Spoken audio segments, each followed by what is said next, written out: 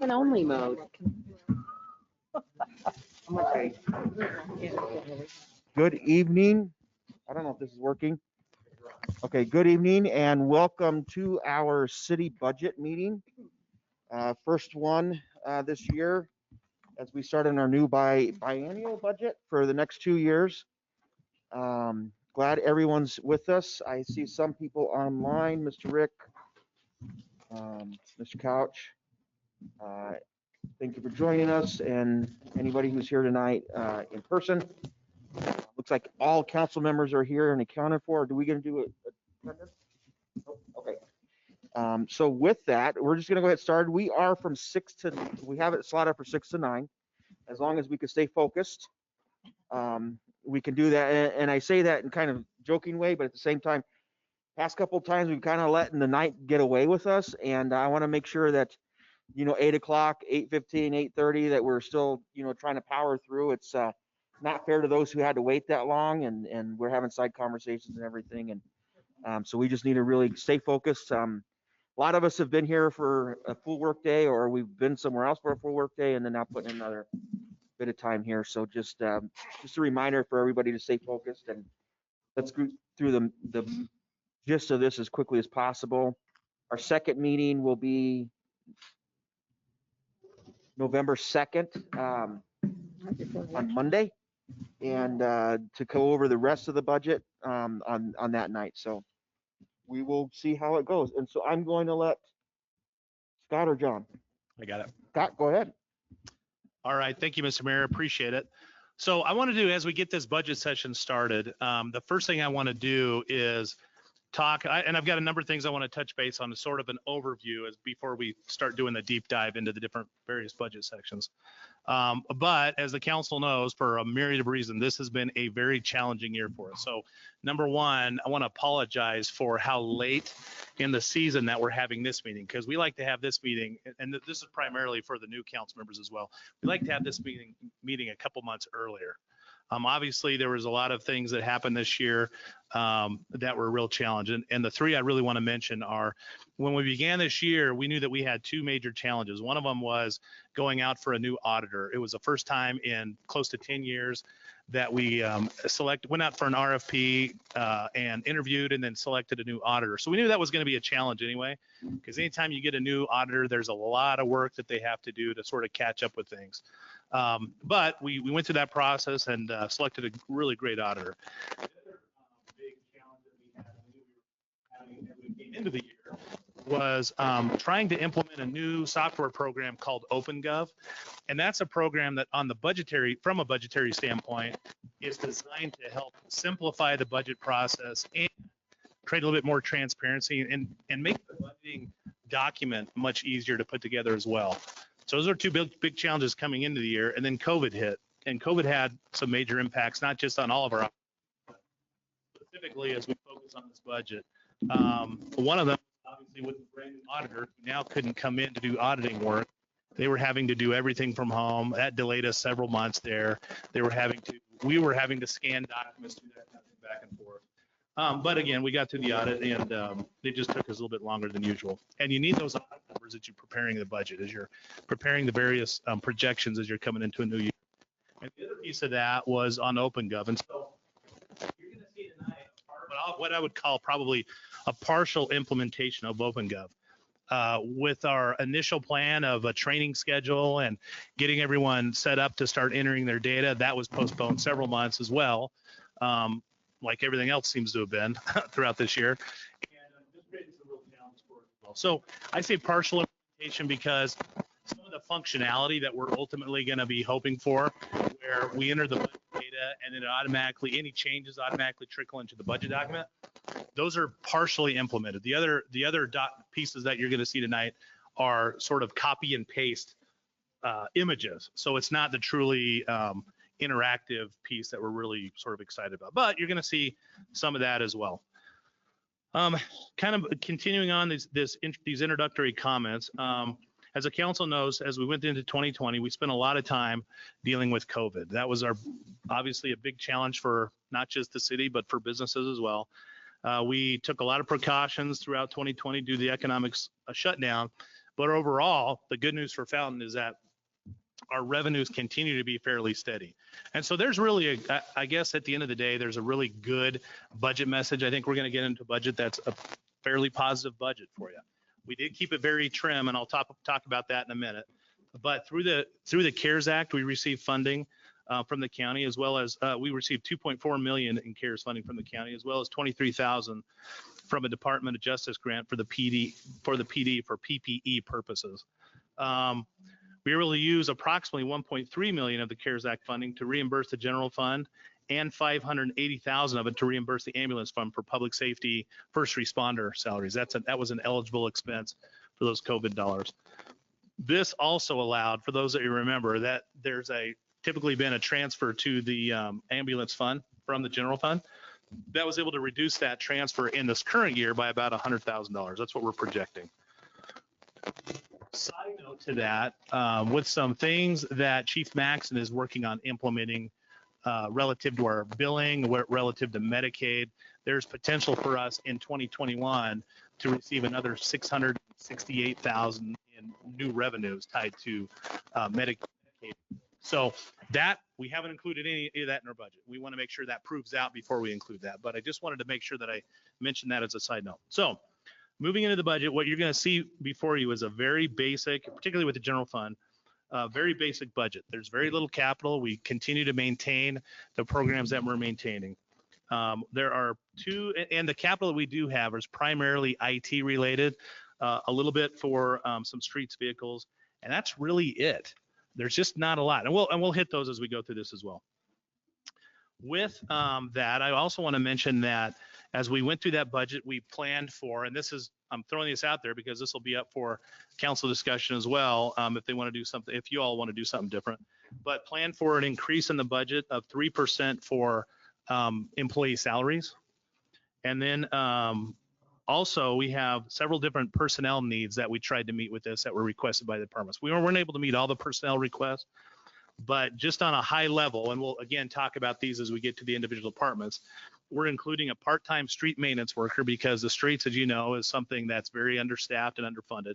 But we felt like, we really need to put some more focus into the streets. So we have a part-time streets maintenance person. We have currently a part-time finance accountant, but we're in this budget moving that to a full-time finance accountant to help us with just a number of the issues going on with all the growth. With the growth in the community, that impacts our organization. Obviously, it impacts billing and finance. And with some of the things we're looking at for 2022 as well, we just feel like we need to have a body in there, or at least increase it from part-time to full-time. We have a Chief Heber came and spoke. Sorry, is this not? Yeah. Thank you. Okay, so hopefully this is better. Does that sound better, Paul? Okay. Chief Heber came and spoke to the city council about the Beacon team and the mental health coordinator. And so we have that included in the budget as well for the police department. With all the development going on and projected to go on, we are projecting significant development requests and impacts on our time over the next actually several years. And so we have a planning position plugged in there as well. We have a facilities maintenance position. That's a position that's being funded. We've looked at it, and we've looked at our HVAC contracts. And with the amount that we're paying in HVAC contracts, it actually made more sense to bring in an HVAC person in staff and cut those contracts down, use that to pay for another staff member who can largely be paid for 80% through those HVAC contracts, who can help us out with all of our facility maintenance needs. We have, this is a budget neutral move, but I just want to mention to you in economic development and PURA, with the help of PURA, we have a full-time position and a part-time position. If you remember, we have a full-time economic development specialist person and a part-time administrative assistant person.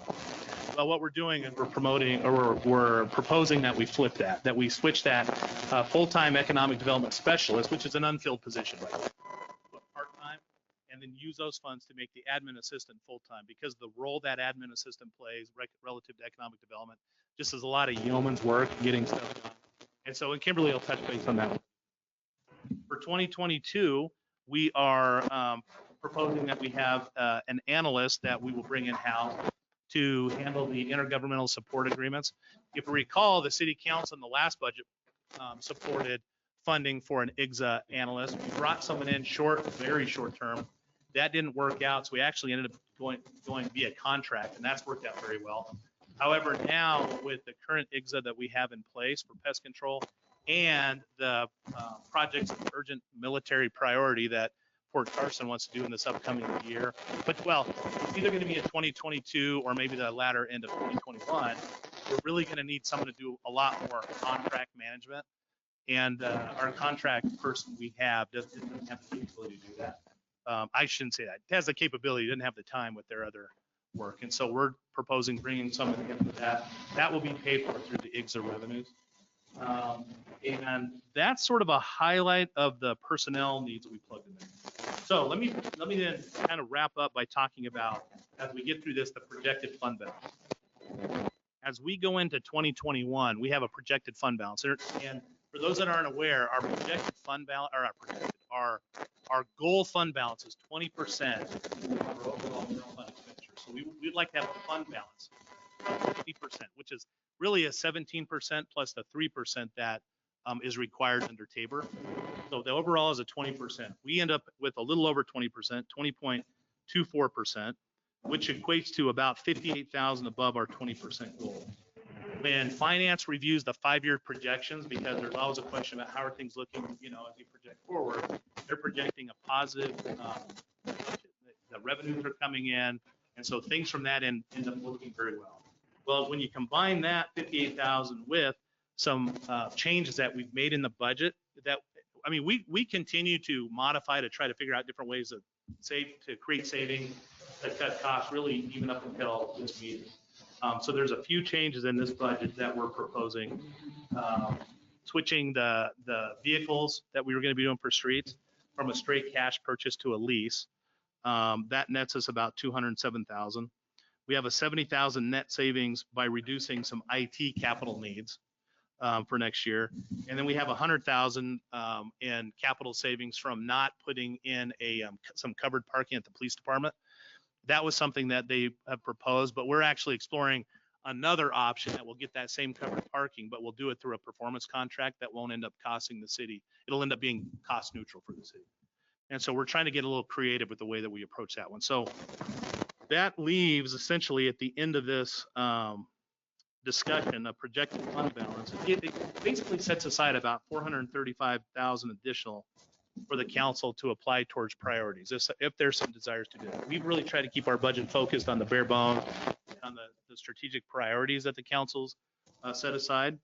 But that 435,000 could be applied towards streets. We have a lot of, as the council knows, we have a lot of demands for that. It could be used towards recreation if there's some sort of need for recreational needs that the council wants to apply towards the strategic priorities for public safety.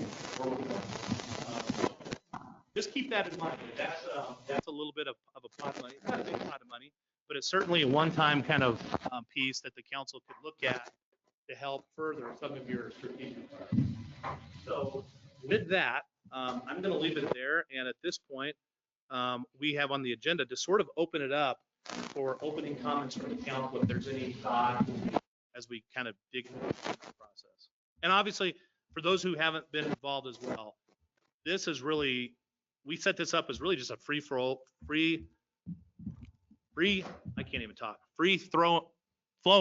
conversation discussion.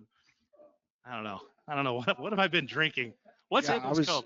I was gonna just a free flowing conversation so that if we need to modify things, we can. If there's questions that come up, we can do that too. So it's just really open discussion. So with that, I'll leave it at that. All right. No, thank you for that. It's not a free for all. So let's get that off the table. We'll be here way past midnight. No, thanks to John and Shauna for all the hard work you guys have been putting into this thing. And I know with this year, and we tried to utilize the time that we had and getting some extra time to get this stuff done, knowing it's a biannual budget, knowing that just all the other intricacies that we're dealing with. So I know it's, I still question why you chose that route in life, but I'm glad you did and I didn't. So, we got a lot of work ahead of us and looking forward to where we go with what we're talking about tonight. So, John, is it you or who's doing it? John? Oh, go ahead. Okay, we'll give it just a minute to get hooked in here into OpenGov.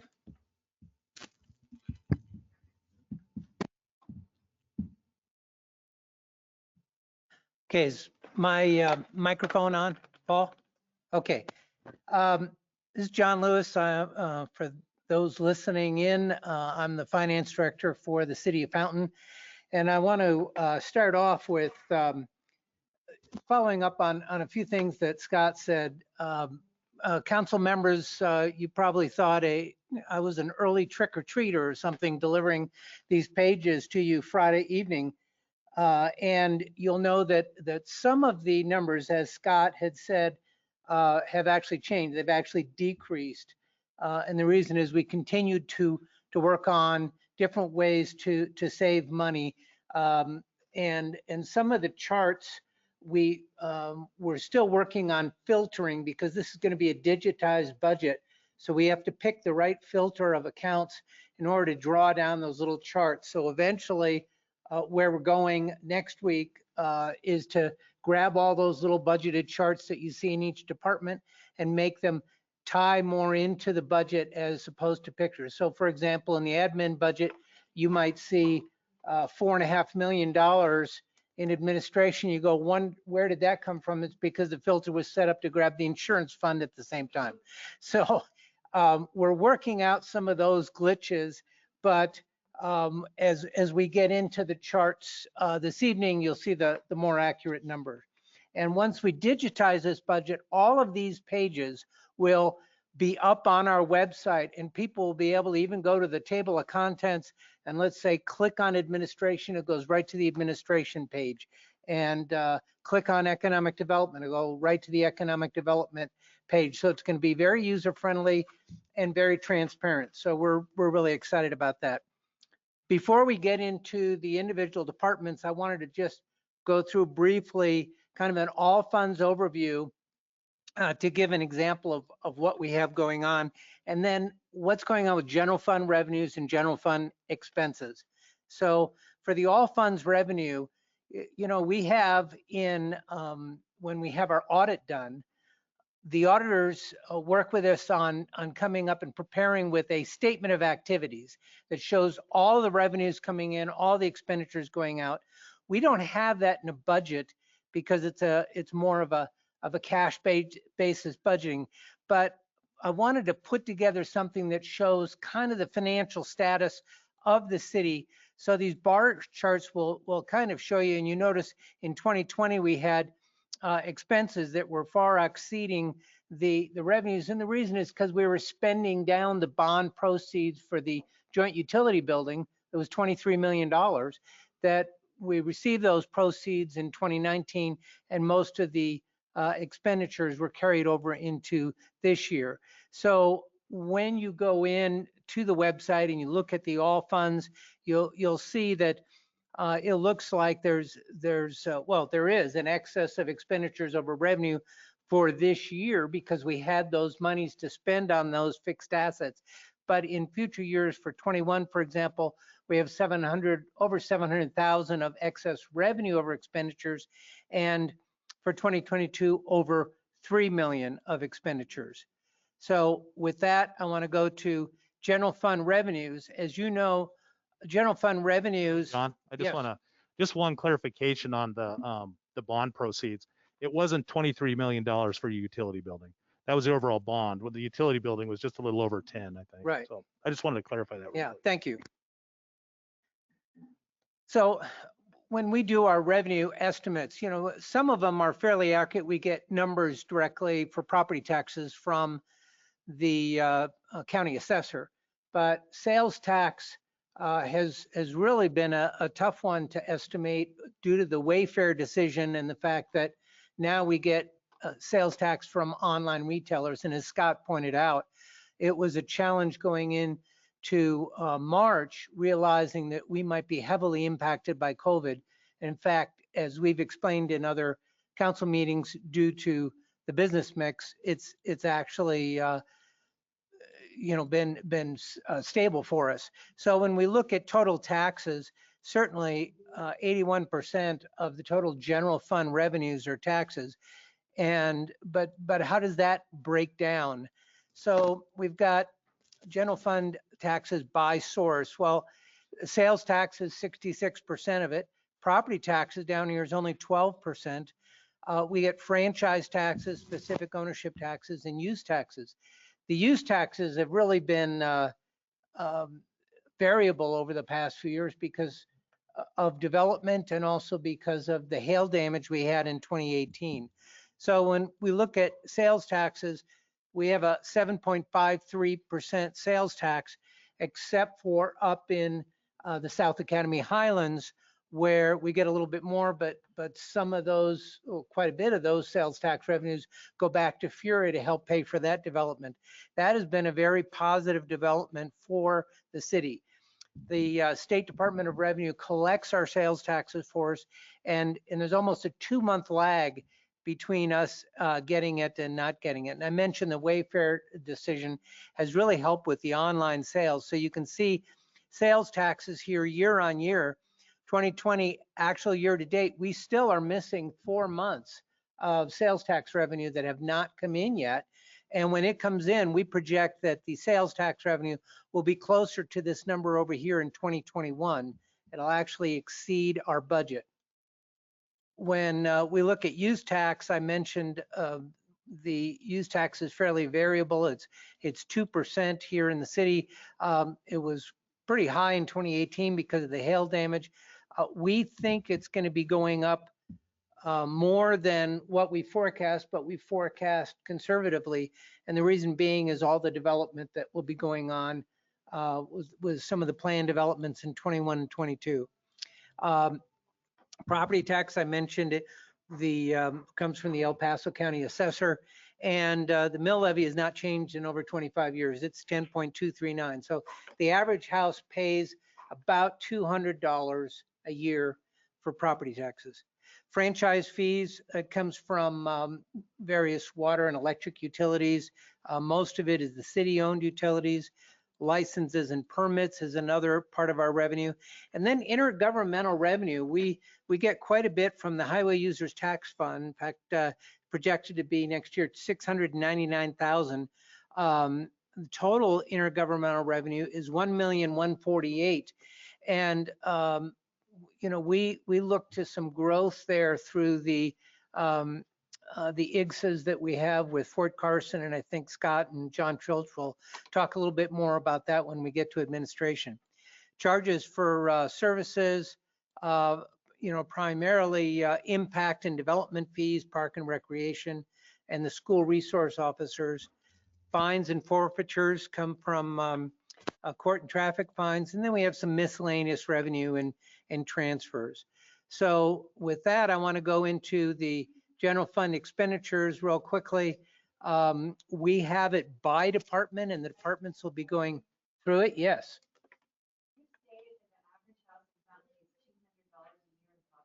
Right. City property. That's the city. I'm sorry, city property taxes. Yes. Thank you for making me clarify it. In city property taxes, yes. Okay, we have this broken down between salaries, materials and supplies, purchase services, et cetera. So let's look at some of those. You know, obviously salaries and benefits are the largest because we're a service entity. We provide services and we need people to provide those services. So the salary and benefits, Scott mentioned, we have a 3% merit pool built into this. Materials and supplies are primarily things like office supplies, fuel and oil, asphalt and gravel, ammunition, vehicle parts, etc. Purchase services are expenses where we find it's more efficient to have someone else do the work rather than hiring someone to do it, and also less costly than having us do that. So purchase services are things like postage, utility services, engineering, legal and auditing services. Total purchase services are $6.1 million in 2021. Fixed charges are things like depreciation, rent, property, casualty insurance. And then we have leases and transfers, transfers to money to the fleet department to help pay for repairs of our fleet, and to ambulance fund as Scott had mentioned earlier. And then we have capital expenditures, which are items that are over $5,000 and are expected to have a useful life of more than 1 year. So the total general fund expenditures are expected to be $25,786,000 for 2021 and $25,946,000 for 2022. So we do have it listed here by streets. And in this pie chart, you can see that most of our expenses go towards public safety, police and fire. We also have quite a bit going to streets and economic development. And there's always questions about, gee, why are we really spending that much in economic development? Due to the agreement that we have with Fountain Urban Renewal Authority on the South Academy Highlands properties, most of the sales taxes that we earn from that go back to FURA and South Academy Highlands for development of that. And I know Kimberly Bailey will be talking about her department there, and just want to clarify that those are expenses that by contract we've agreed to pay as part of our sales tax revenue up there until that development, some of the bonds are paid off. Then it'll all come to the city. So we have a bar chart here that shows some of the different services. And again, I'm going through this quickly because this will be on the website and you'll be able to go through this and look at it, and citizens will be able to do that too. General fund operating expenses, we have it by department here, and each department will go through it shortly. Our debt service is going to be $952,000 in 2021 out of the general fund, and that's all leases. And then the capital expenses, which are included above in the expenses, are $577,000. We'll be talking about each of those items as we go through that. So with that, I'll stop real quickly, see if there's any questions on that before I turn it back to Scott and let him talk about city council and election and community outreach departments. Okay, hearing none. And are we going to at some point, or is this part of the discussion, like with Tabor and with these extra funds or whatever, do we, so how's it going to affect us in the future? We've talked about every once in a while throwing a Tabor question to the voters. Is that something we need to look seriously at now as we hit into next year? So I don't know if that, when we can have that discussion. My personal opinion is that yes, we do need to bring that to the voters because with the Wayfair decision and the increase that we anticipate from sales taxes, we think that we could be bumping up against some Tabor restrictions, not this year, but possibly in 2022. And then we would have to cut back some of the services that we want to provide. You talk to people that haven't been involved in government and they say, well, gee, you just have to live within your budget. Well, we had that with streets too. We weren't able to pass the sales tax. Well, we are living within our budget, and now we can't provide the services that we think we should be providing to help improve our streets. So it could happen with other services too. Most municipalities have debruced so that voters still have the ability to go in and vote on any increase in mill levy or any increase in sales tax, but the amount of revenue that comes due to growth, we would naturally be able to keep to help take care of our growth. We're, from what Todd Evans and our planning people are talking about, the growth here in the city is going to be pretty dramatic. Right. Okay. And yeah, I get that a lot too, where you got to live within your budget. I like to see how many people that applies to them as well as they move forward in their life, and when you have things change and things like that. So, Mr. Rick, you have a question? Yes, Mr. Mayor. I have Three questions, actually. Hold on, hold on. For the finance director. Okay, let them, On the HUTF fund that we get, money that we get from the state, are we required to use that in any particular manner? And how are we using that towards our streets? Would be the first question. that again because Mike or the speaker wasn't loud in here and now you are. So if you can restate that question. Yes, sir. Thank you. For Mr. Lewis, the HUTF funds, the money that we get from the state for streets, roads, from gas taxes, et cetera. Is there a specific way we're required to spend the money, or is it up to us? And if so, is that money, how much of that money is going towards street repair? Well, that's a great question. We are not required to spend it on streets, but I can tell you that the amount of money that we have spent in 2019 just about doubled that, the amount of money that we spent on streets. And we are right now scheduled to spend almost 1.6 million on streets in 2021. And the amount of revenue from Highway Users Tax Fund is $699. So we're spending way more than what we get on that in streets. Okay, thank you, sir. Second question, at last meeting, council approved rolling over $7 million in utility bonds. Were that water bonds, electric bonds, a mix? What was that we rolled over for the 20-year period? Okay, another good question. We refinanced the bonds that had 20 years of remaining life on them. They were water bonds, and we had received the money initially from the Colorado Water Authority, and but because interest rates are so low nationally, we were able to refinance those bonds. We did close on the sale today. I had told council at that time that we would probably save about 1.45 million on the 7 million of refinance, and that being about 70,000 a year of savings in the water fund. As it turned out, we were able to you know, based on our credit rating and we had 4.5 times the number of subscriptions of people wanting to buy our water bonds today. So we actually did a lot better than that.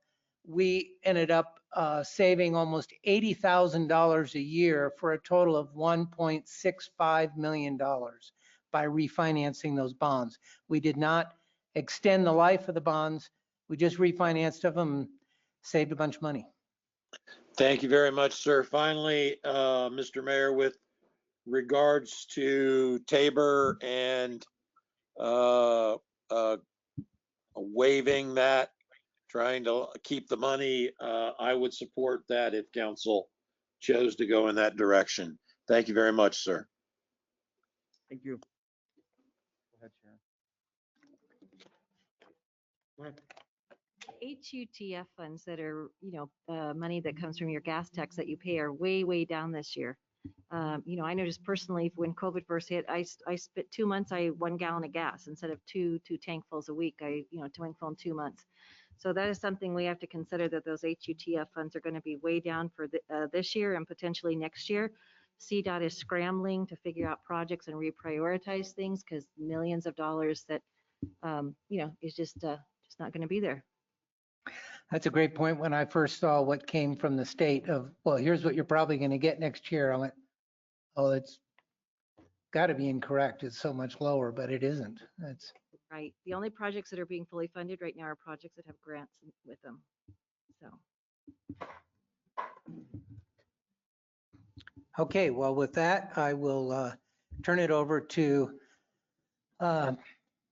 Scott Trainer, talk about city council and elections and community services. All right, thank you, John. So this portion of the budget's actually pretty slim. There's not a whole lot on here. You'll be able to see that, of course, the council in the descriptive area, we show the strategic vision, and we talk a little bit about the strategic plan, and we show, of course, the org chart, pretty straightforward, and the members that are on there. As far as the highlights go, of course, we continue to sponsor. Is that?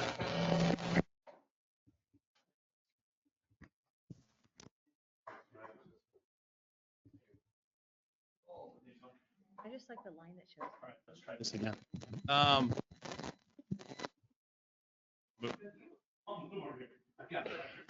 get this going here.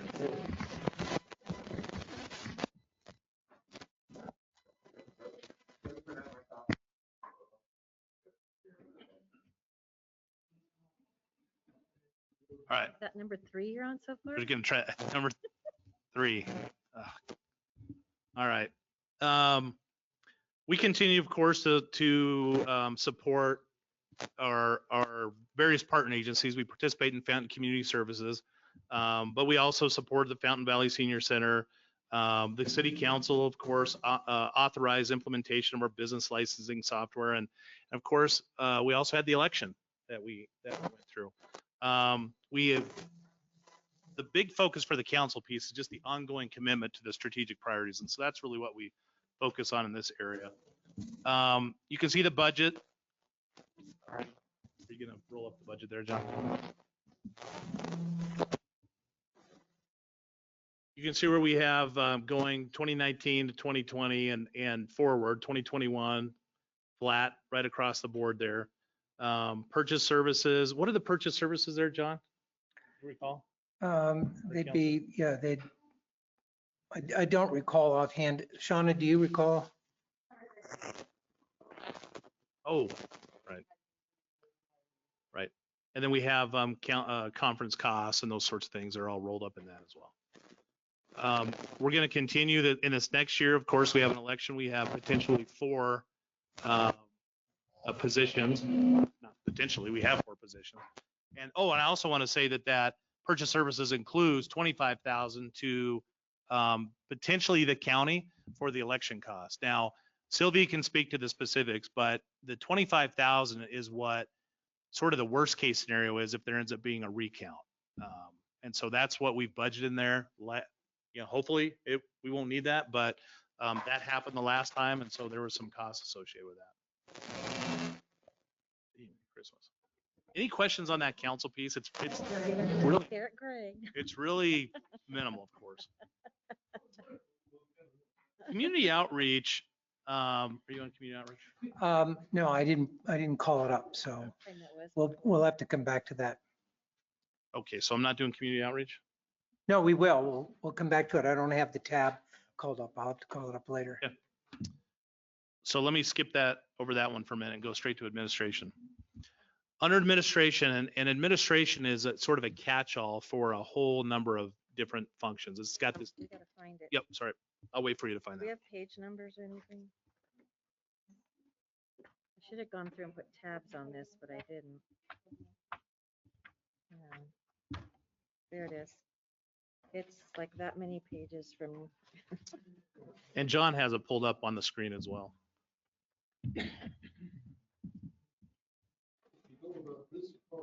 That's what I did. Yeah, I was telling Tamara, go like this far past the last one. Yes.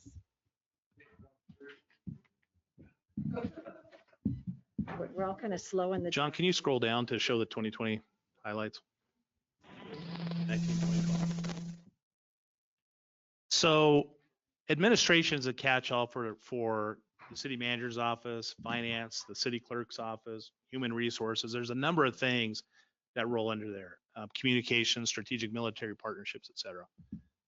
We're not going to go through and read every highlight. If we did that for each department, we'd be here all night. You have those in front of you, but I did want to highlight a few things because I think they're pretty exciting. And for me, one of the more exciting things is our intergovernmental support agreements. We were able to, in 2020, execute our first IGSA with Fort Carson. That's for pest control. And if the council remembers, that was a relatively small one, but it was sort of a test case for us to see how we could enter into these, essentially what's an IGA with the military partner. and to provide a service. In this case, it was pest control. That's pretty exciting because that's a potential revenue source that can come back to the city to help support some of the services that we are providing for our citizens. We had a number of different software packages, whether it was Review Snap tying into our personnel processes or OpenGov. There's a number of things that we were able to do. We codified our municipal code, which I know for our city clerk's office was just a huge deal.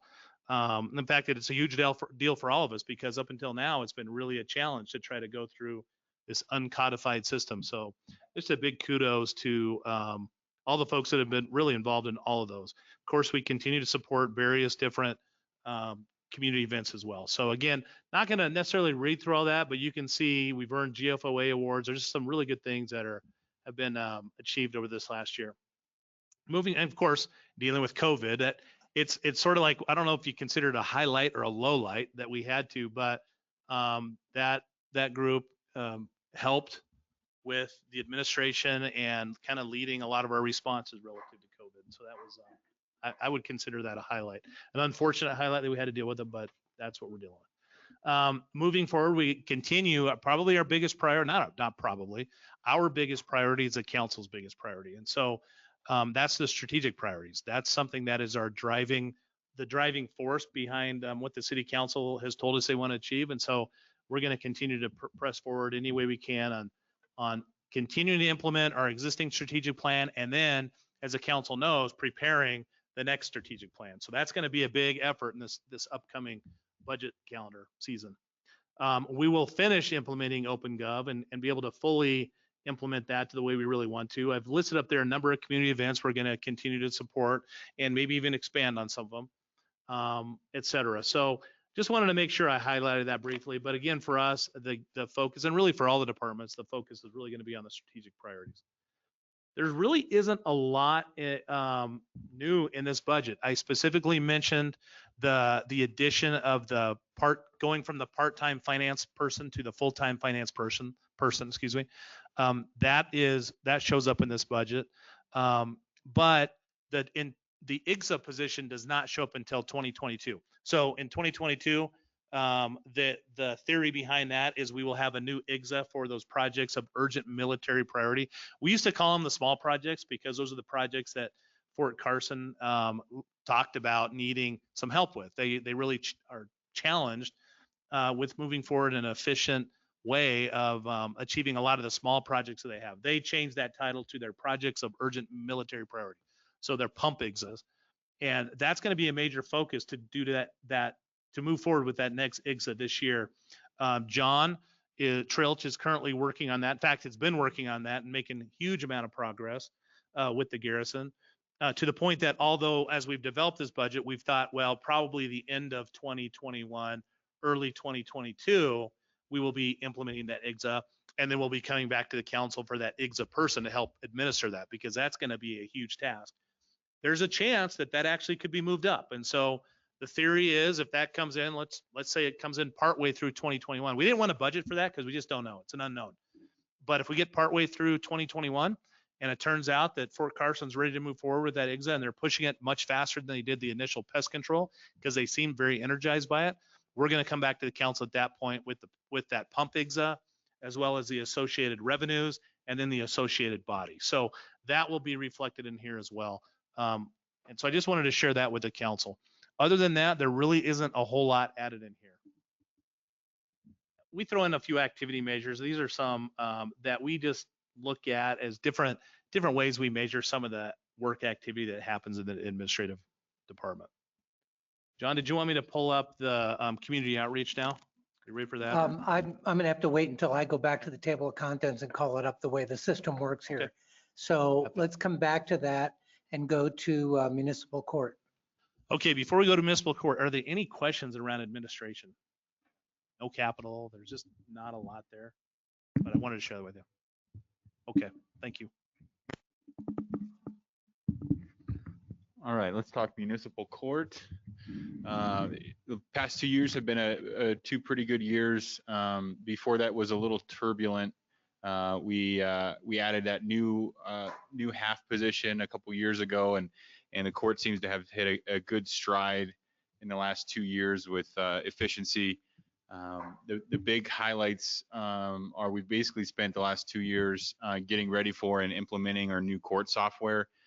We are at the very tail end of that implementation, and we have it ready to go. We just hit a snag recently where there was some security risks, so that put us a few weeks behind, but that's being ready to be implemented, and it's going to save us time and efficiencies with our court staff. So that's kind of the big highlight recently, and IT has been great helping us implement that court software. We're gonna save everybody money, including court staff and time, and save our citizens time and effort. They can pay online. They can do all sorts of things that make it a lot easier to make it through our court software and system. But there has been some IT expenses, and so the council did approve the increase of the admin fee, if you'll remember, a couple months ago to help cover those increased IT costs. And so that's a big one as well. In the next 2 years, you're not going to see a whole lot of changes with our budget. I think we've hit a good equilibrium with a court budget. We've kind of got a good thing going. There's a few unknowns that kind of wherever the landscape of municipal law takes us in the next 2 years, we need some contingencies for, and so we have got a couple buckets that a lot of times don't get touched. You know, the court here doesn't put a lot of people in jail, hardly any, in fact, and so but there's situations where we could have to do that, and that would be up to the judge's discretion, and so we always leave a little bit of money in there to prepare for that. And so things like that always keep a nice buffer. But looking forward, we're working with a collection agency. There's a lot of cases that have sort of laid dormant with people that haven't paid their fines and costs, and we don't have a great way to get those costs back. And so we're pursuing right now, and are hopeful to have it implemented soon, where we pass those off to a collections agency. They collect for us and keep a percentage of that. It's money that we're not seeing any of right now, but hopefully we can get some of that back. So that's looking good towards the future. And the last thing that I'll touch on is we've been working closely with the PD and an agency that collects tax from the I guess it's not recent anymore, but the marijuana passage. A lot of that money is bookmarked or earmarked for juvenile services, and so right now a lot of our if not all of our juvenile cases get sent to county court. We kind of lose them to the Colorado Springs court, and they kind of handle them however they want to. And so we've been working with this agency that works with juveniles to keep them here in Fountain, get that kind of money and services to our Fountain kids. And so especially given our SRO presence in the schools, what you'll probably see in the near future is those Fountain juveniles that have might get into some trouble, come into Fountain Court and go through Fountain Court and Fountain Diversion Program, and get some of that kind of funds flowing into our city rather than kind of sending our kids away to the north. So that's kind of the highlights. And if you have any questions, I'm open to answer them.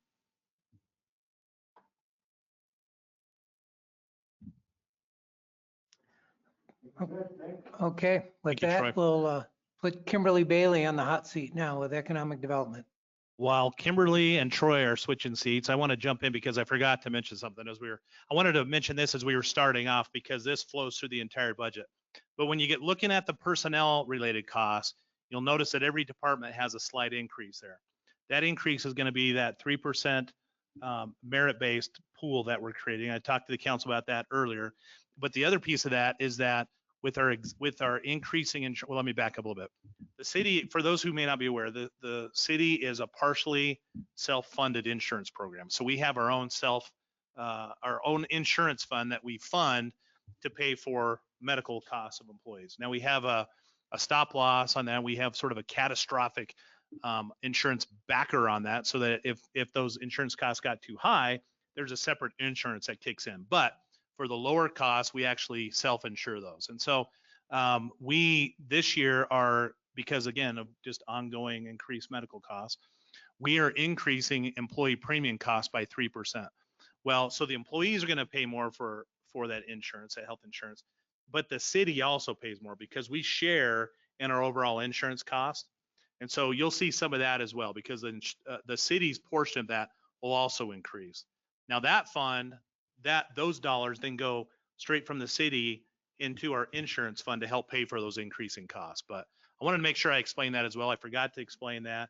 There's a couple other minor things that are in there. We're seeing our workers' comp premiums increase slightly. That has a little bit of an impact in there as well. I feel like I'm missing one I wanted to bring up.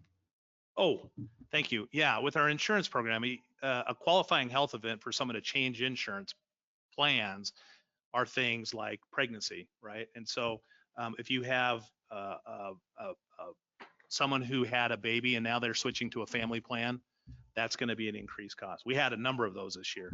And so that's just another cost. It's sort of hit us more than we can recall it ever hitting us, but those kind of things happen. And so that's also in our personnel costs as well, that slight increase to folk. Well, sometimes it's not a slight increase. It could be a fairly major increase on our insurance costs. Well, but I just wanted to share that because that flows throughout all the budgets that you'll see. So just wanted to kind of rewind a little bit and share that with you as well. Okay, Kimberly.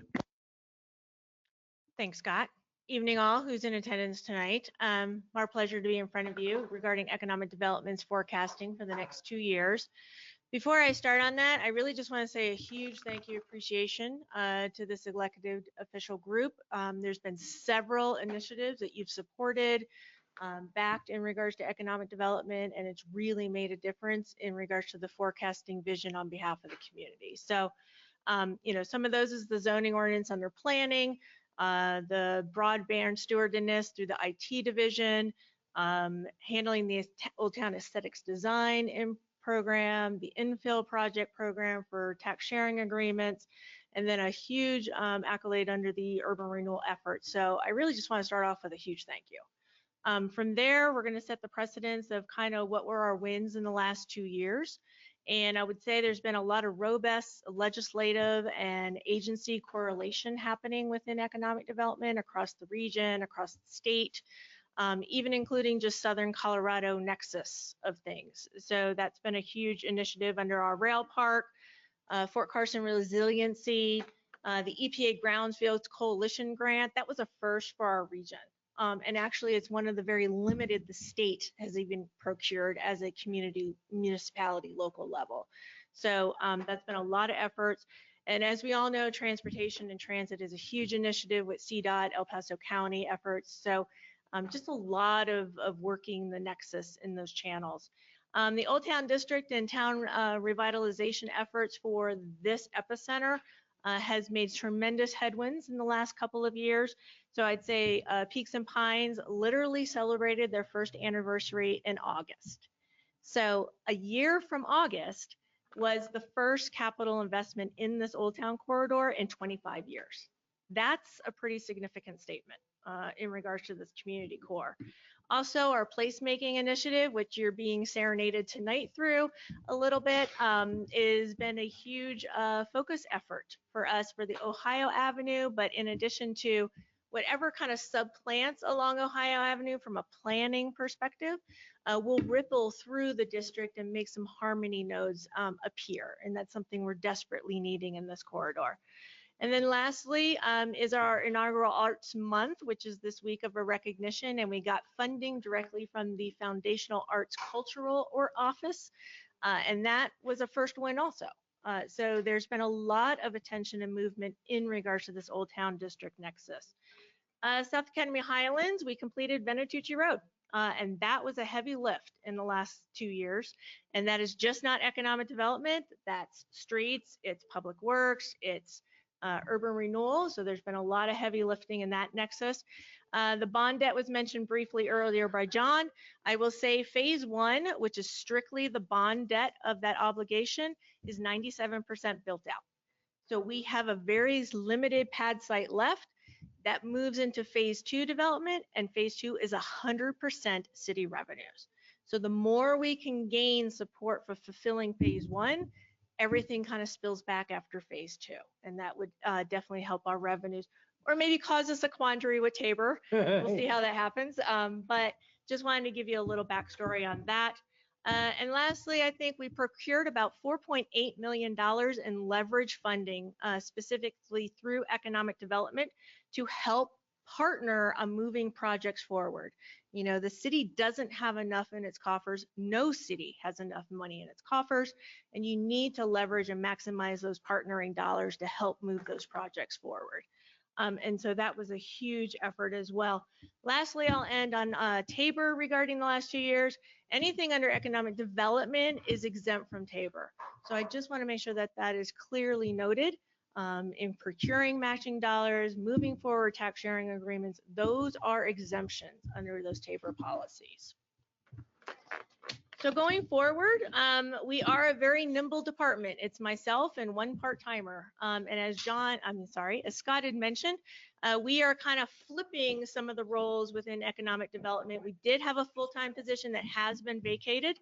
We have a part-time, very dedicated professional on board, and we are going to move that person into a full-time role.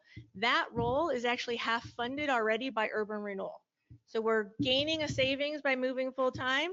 And then we also have some seedling dollars to help with some projects or bringing in some talent as needed as projects move forward, is the plan for the next 2 years. I will continue a healthy collaborative effort among the agencies and stewarding the smart growth conversations we are having internally as departments, as well as externally with agencies that we rely on to help with some of our needs as well. Business retention and attraction through COVID recovery will be a lasting endeavor as we come out of this situation we're experiencing in 2020, and that naturally will drive general revenue growth overall in regards to commercial development. Developer education awareness regarding an open house was something actually on our forecast this year, got derailed with COVID. Probably a good thing in hindsight, and will put us in a better marketing position, I think, going forward. Action plans under the EPA Brownfields grant, as well as opportunity zone tools, is really something of stewardedness we need to look at for our department. Our strategic plan revision, ironically, was last done during our Great Recession. So in 2008. Right? And then we were going to do it again this year, and COVID hit. So it is something on our forecast. It is desperately overdue, but it is something we need to pause and wait until we come out of COVID and plan strategically from that perspective forward, because our environment will change. Industry segments are definitely going to be impacted and changing long term, right? And so we need to make sure we make that investment halfway into 21 at the end, but straddle it between 21 and 22 budget cycles is the strategy for economic development. Lastly, I'll end on urban renewal. Urban renewal has got a lot of heavy lifting on its plate in regards to Woodman Hall, reactivation for our core, the SoCo RIC fulfillment mission off of Banley, Charter Oak Industrial Park with regards to the rail park itself, but also we have a lot of smaller manufacturers really wanting entry into Southern Colorado. And we're kind of that last stop. They don't want to go as far as Pueblo, and the Springs market is really eradicating any industrial uses. So we are at a pivot point to tap that tremendous opportunity going forward under urban renewal activation of Charter Oak URA.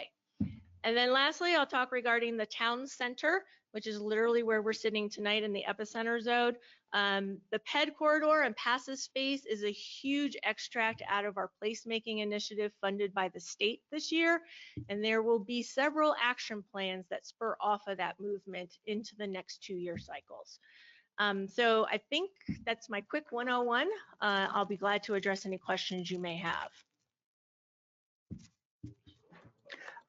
I wanted to scroll through the budget only quickly because I mentioned earlier that most of the money that goes to economic development is the amount that's due as a portion of the sales tax that we get from South Academy Highlands. And you see that $2.5 million number for 2021. about 90% of that, I think more than 90% of it is the sales tax that ends up going back to Fura as part of that development contract. So that's why that number is so high. Are there any questions for Kimberly on economic development? Well, seeing none, then let's take a 5-minute break. You guys good for a break right now? Or you want to? Okay, go ahead.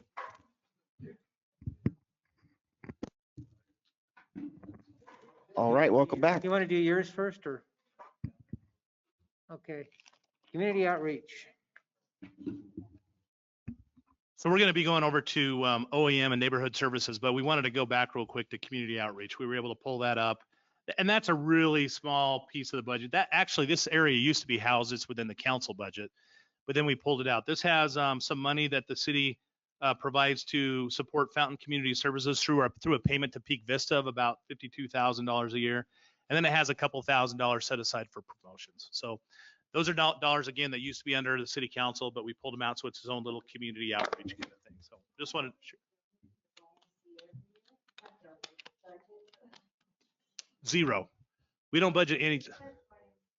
Well, we've supported the YMCA in the past, the Fountain Community Services and the YMCA. We paid that money to, right now it goes to Peak Vista. It used to go to all the services, including the YMCA that was over in the Lorraine Center. When Peak Vista moved and they provided space to support some of the Fountain Community Services, we just moved that payment with them. And then the only support that we provided the YMCA is just through this, up until really recently, the space over there at Lorraine. So that's all I have. Ooh, OEM and neighborhood services.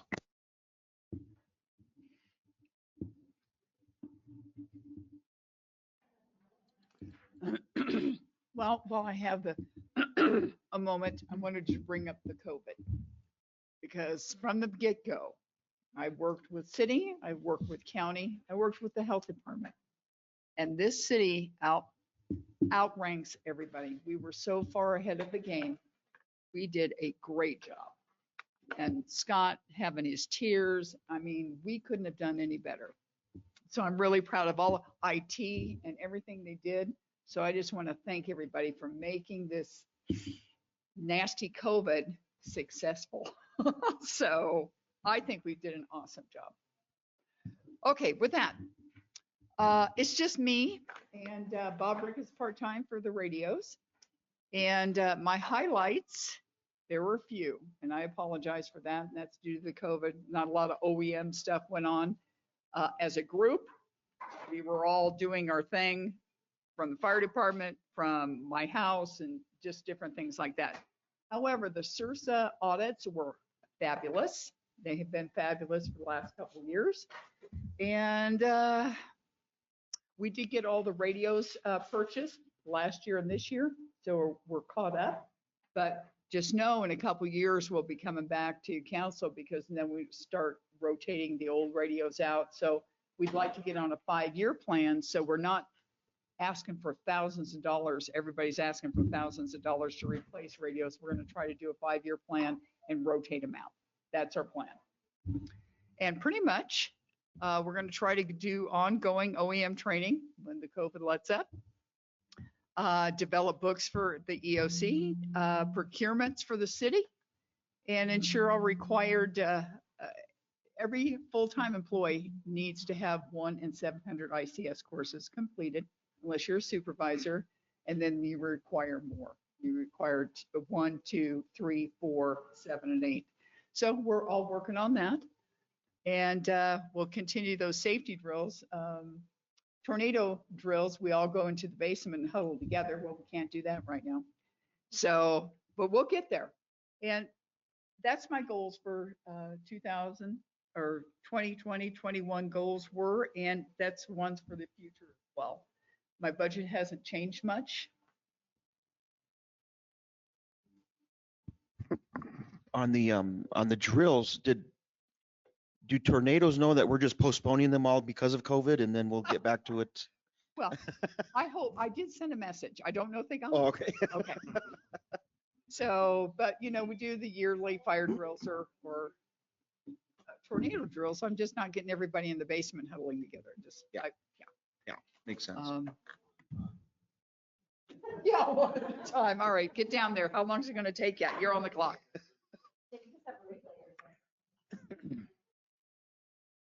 So there's the budget. I mean, I'm pretty simple, pretty small, except for the, do you have all the budget there? Yeah, that's the OEM piece right there. Okay. I want to mention that as we shift from OEM risk management to neighborhood services, that's one of the handouts that Shauna gave you that was on your table. So pull that up because that has the full, everything under OEM and neighborhood services. Okay. Yeah. There is an increase on radio maintenance, just because I have more radios now and the prices keep going up for maintenance and PPRC and dues. So I think it was $7,000 last year, and I've asked for $10,000 for the next 2 years. I think that's the biggest jump for my department for OEM and safety. Are there any questions? Hearing none. So, All right, good evening, everyone. So we are a tandem or tag team here with the OEM, working out of the same department, and help supporting Lucia and her efforts through OEM wherever we can. In addition to the neighborhood services, I have the volunteer division, which basically consists of the recycling center, which I'll talk about briefly. And then we also have the code compliance division, which many of you are fully aware of how we operate there. I'm just going to hit some of the 2020 highlights. 2019 was really just business as usual. I had officers, the 2 part-time officers and 1 full-time officer. And so they conducted the regular annual cleanup projects with the high schools, with the elementary schools, communities and churches. And then in addition to addressing their areas of responsibility, which are broken down by officer. In 2020, of course, everybody talks about the pandemic. Well, it affected us greatly because it's very hard to do code enforcement activity or actions or patrolling, virtually. We've even attended training where some jurisdictions in Colorado and other places have tried doing inspections via drone, via virtual cell phone inspections. It just doesn't work. So it affected us greatly, but we were able to implement very quickly a response on how we would conduct our activities, our day-to-day activities. And so it made a good impact, but we were able to jump back in, into the fray right away. So we continued neighborhood patrols. We left out the direct citizen contact. We relied mostly on posting the property and letting the citizens contact us via phone so we could communicate with them that way or via emails. It was amazing. You would think that a lot of citizens would like that. We had more complaints about why didn't we knock on the door and tell them what the problem was? They could have just taken care of it then. So that was an unusual response that we had to deal with to explain to them that we're doing this to protect them and ourselves, by not having them come to the door and speak to us face to face. So that was unusual, and that was interesting how we had to react to that. We were able also to resume some of our neighborhood programs. Some of them we canceled, but as I think the city manager and the mayor know, they did receive requests from various groups asking for some projects. They directed them to me, and we were able to coordinate some cleanup projects. One of them was here at City Hall in the flower beds and all that. And some of them were along the creek beds and the open space areas. So we were still able to do a few of those projects and still recognizing the pandemic and taking those safety precautions. We entered into a new project, which was new for us. We assisted the Foundry Senior Center with weekly phone calls. The whole department did. So we spent minutes to, depending on who we talked to, the number of citizens we had, making weekly phone calls to the senior citizens. And I think some of Lucia's phone calls lasted, maybe a half an hour, 45 minutes, with one person. you know, and other days I might be able to go through a list of 8 in maybe half an hour, you know, so it just varied from week to week on how they were feeling and what they wanted to talk about. But we thought it was a great program, and the senior citizens that we spoke with really enjoyed it. They thanked us each week for making that call, and there were some sad moments there where, you know, we were talking to them and they were having a hard time. It reflected on us. 2020. So we got through there. We did apply for a grant for next year. Should be effective in 2021, working with Mile High Youth Corps. We submitted a grant for that, about $30,000, I think, a matching fund type grant, not necessarily us paying the $30,000, but in support, you know, like in kind support. That came out there. Let me see, moving on to the budget. So the biggest thing on our budget, the biggest increase that you'll see was the $31,000 increase to the Humane Society. Now, we've already discussed that in depth at the last council meeting, and you'll be getting that coming back, I believe, at the November 10th council meeting, where we'll bring up the new amended version resolution that will show a $14,000, I think it was $14,000 decrease in that. So instead of the $31,000 will be, I think it's $14,000 decrease in that cost. So that will bring those costs down a little bit for the Humane Society, and it'll also affect 2022 budget as well. So that'll be coming up the next one. I wanted to bring up one thing here just for your information. At the last budget cycle, council had approved another part-time position for us. And so I want to kind of give you an update, a little bit of feedback on how that benefited the citizens and the city as a whole. Okay. So first of all, thank you for doing that last budget cycle. It helped us immensely having another part-time officer. Having that additional part-time officer, you know, allowed us to increase the opportunities and the enforcement that we have throughout the city. We're able to divide the areas up a little bit smaller to give them more time to focus on those areas. So the small example here is, you know, in addition to addressing their regular concerns like overgrown yards, storage of junk, inoperable vehicles, they also able to add on focusing on another code, which is the requirement of our businesses in Fountain to have business licenses. And some of you all are very familiar with this. You've gotten those calls from irate citizens, right? So this is just one officer that I pull stats on, a part-time officer, by the way, since we were able to add this in there. So in 2020, just this year, and keep in mind during the pandemic, okay, 2020 commercial businesses, and we've narrowed this down to west of Santa Fe. The officer was able to identify 264 businesses, okay, in that corridor, and that's just to date. There's more out there, we know that, but in addition to the regular duties that the officer's addressing, she identified 264 businesses. 59 of them had obtained their business licenses prior to March. Now they're due in January, correct? 59 had obtained them prior to March. Another 44 obtained their business licenses after they were paid a courtesy visit, or they were issued a notice of violation for not having a business license. Those 44 amounted to approximately $2,420 in revenue, okay, for the city. There's still 156 out there that are still in the compliance time frame or the application process, meaning that they were already been visited, and they're either doing their application or they're still waiting that 10 business days when the officer will follow up and see whether or not they've gotten it. The officer will be following up with these 156 businesses that don't have their business license as of today, okay? That's another $8,580 that we'll see in revenue, because they will get them. That's what the officer's there for, okay? That's just commercial businesses. These are their storefront, brick front, okay? Residentials. These are rental properties only, not home-based businesses, which is a whole nother area that I just didn't get into that one. But rental properties, it is a requirement under our ordinance for a rental property owner to have a business license. They're conducting business. They're not allowing somebody to live there for free. And the complaint we get a lot of times is, well, I'm not making any money on my rental property. They haven't paid rent in 6 months. Sorry, that's not the requirement. The requirement is that you have a business license.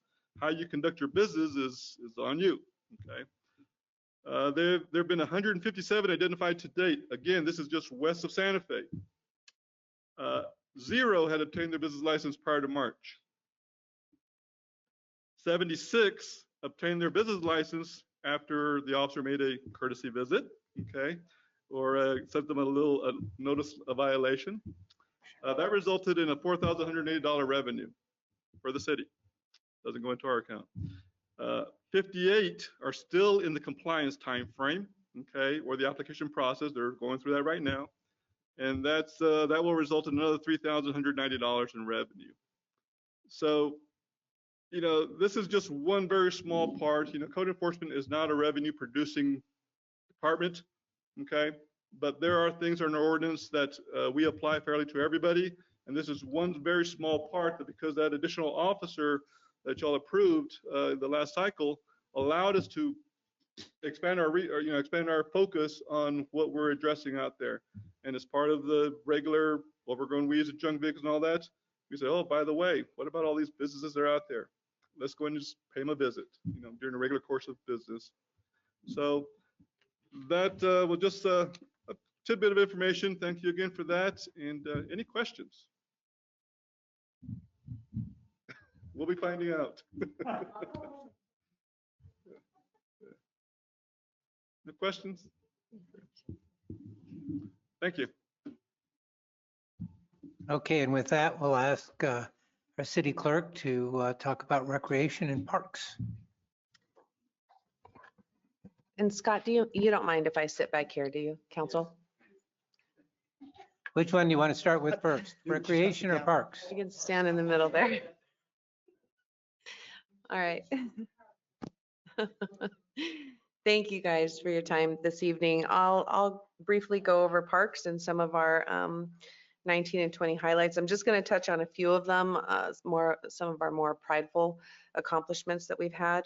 So as you all know, that we did install inclusive play equipment at Aga Park. We installed 2 new pieces of inclusive playground equipment in Fountain Mesa Park, which we should be having a ribbon cutting ceremony, hopefully November 3rd, if the weather permits. We do have some play surface that'll be poured and it needs to be cured similar to concrete. So, weather permitting, that we'll be able to have that ribbon cutting. If we are able to have that, I'll be sure to reach out to City Council and Park Board and have everybody there in attendance. We did install lighting in Fountain Mesa Park. That's kind of been a long time coming. A couple years ago, we did install lighting in Aga Park, and it's critical when the kids are out there playing sports, especially fall soccer, fall football, and it gets dark so quickly. So they kind of feel like they didn't get their sports time out. So we were very happy to be able to install that lighting in Fountain Mesa as well.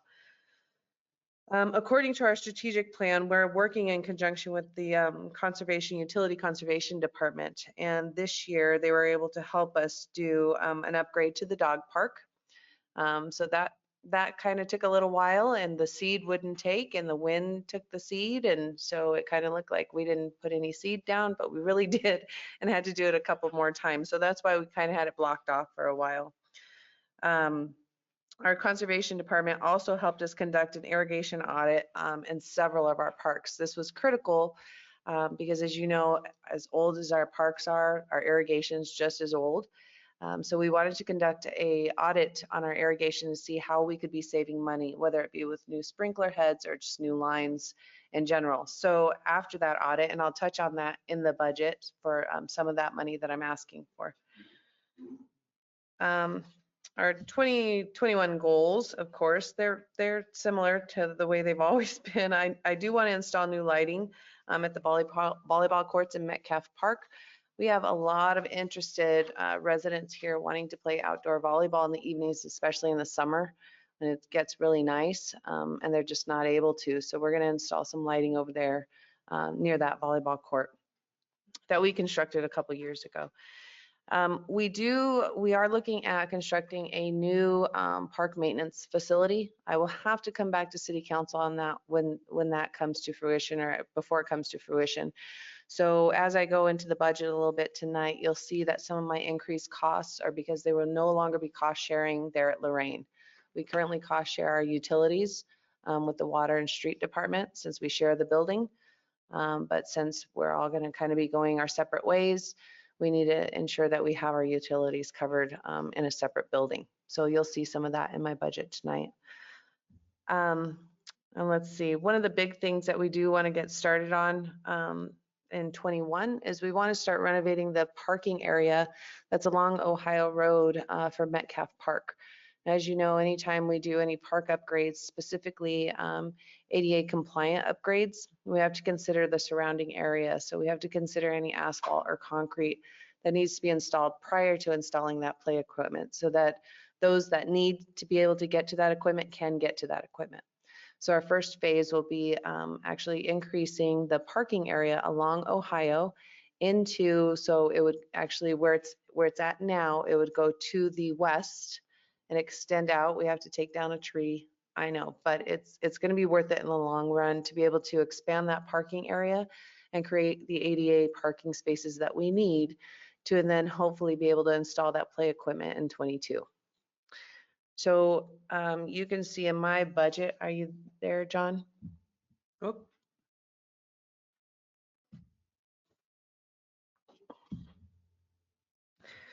So one of the increases that you'll see under purchase services, that increase is around 35,000. That's just our best guess on our utility costs for a new building. Like I said, we share now with the water and electric department, so we're anticipating that it may be a little bit high. Of course, we're going to do anything we can to save, and I like to pinch pennies just like the next guy. So I'm going to see what I can do and be able to save that. But we wanted to put in a figure in there so that we're prepared to pay those utility costs.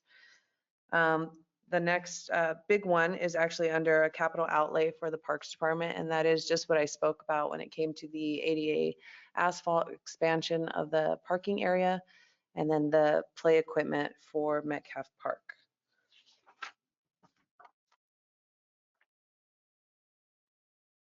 I think that's all my increases that I have here. Is that right, John?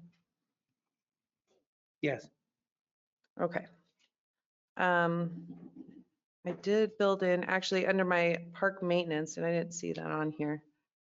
My park maintenance, I did ask for an increase. It is for an irrigation upgrade over a 2-year period. I'm going to phase that in. There are so many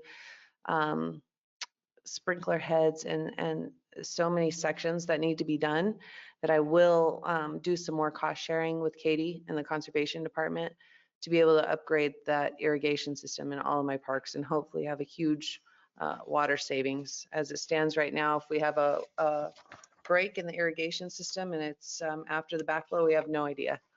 It'll just leak until somebody sees it, and it can cost us thousands of dollars.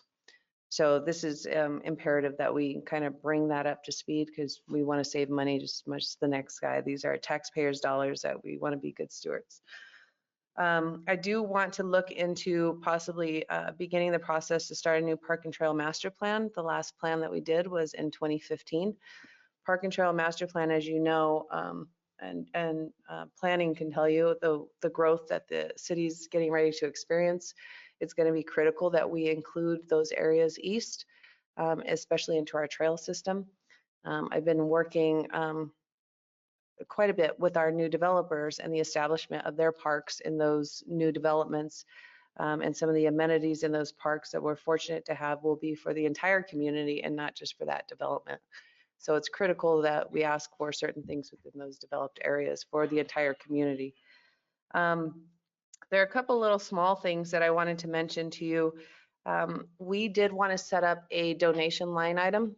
So it will be an expenditure account because we don't have anything right now. So for example, if one of you wonderful council members were to donate $100 to us, it goes into our general fund, and then I have to ask to spend it. So if I get anything over a certain dollar amount, I can't spend it even though it's a donation. So we're anticipating $1,000. If we don't get $1,000, we don't spend $1,000. whatever monies we're receiving in as a donation. As a matter of fact, we did receive some funding after the daddy-daughter dance. There were people that were interested in a mother-son dance. And I just want to make sure that those dollars that come in specifically for a donation for Parks and Recreation go right back into Parks and Recreation. So those expenditure line items are being set up for me. Let's see. I think that's all I have for parks right now.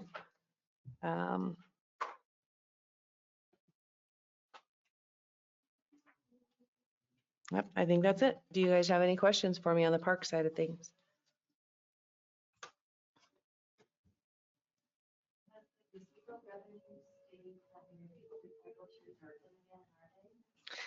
The gazebo stays rented typically throughout the summer. We've had several birthday parties. We've had a couple weddings out there. Fort Carson soldiers use it quite often. So it's still being highly utilized. So, and like Juan said, you know, our Parks Department's not really a revenue generator. We're here for the joy and well-being of the community. So hopefully we can accomplish that. Do you guys have any questions on parks for me?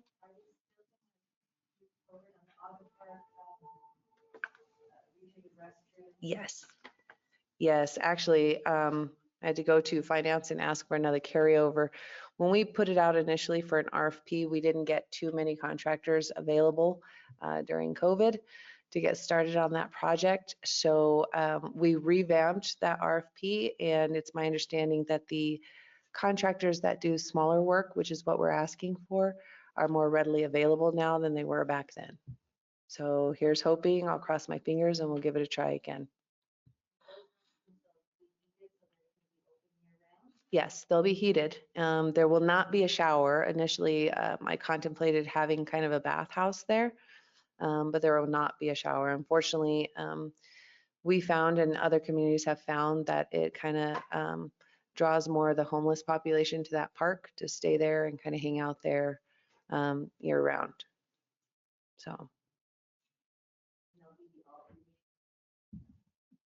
Oh, yes, absolutely.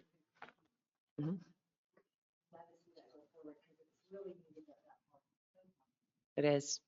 It is. Anything else on parks?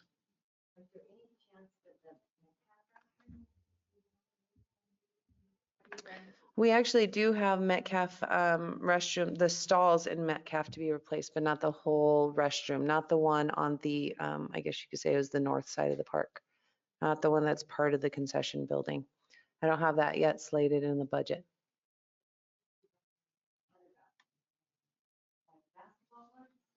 Right, that one.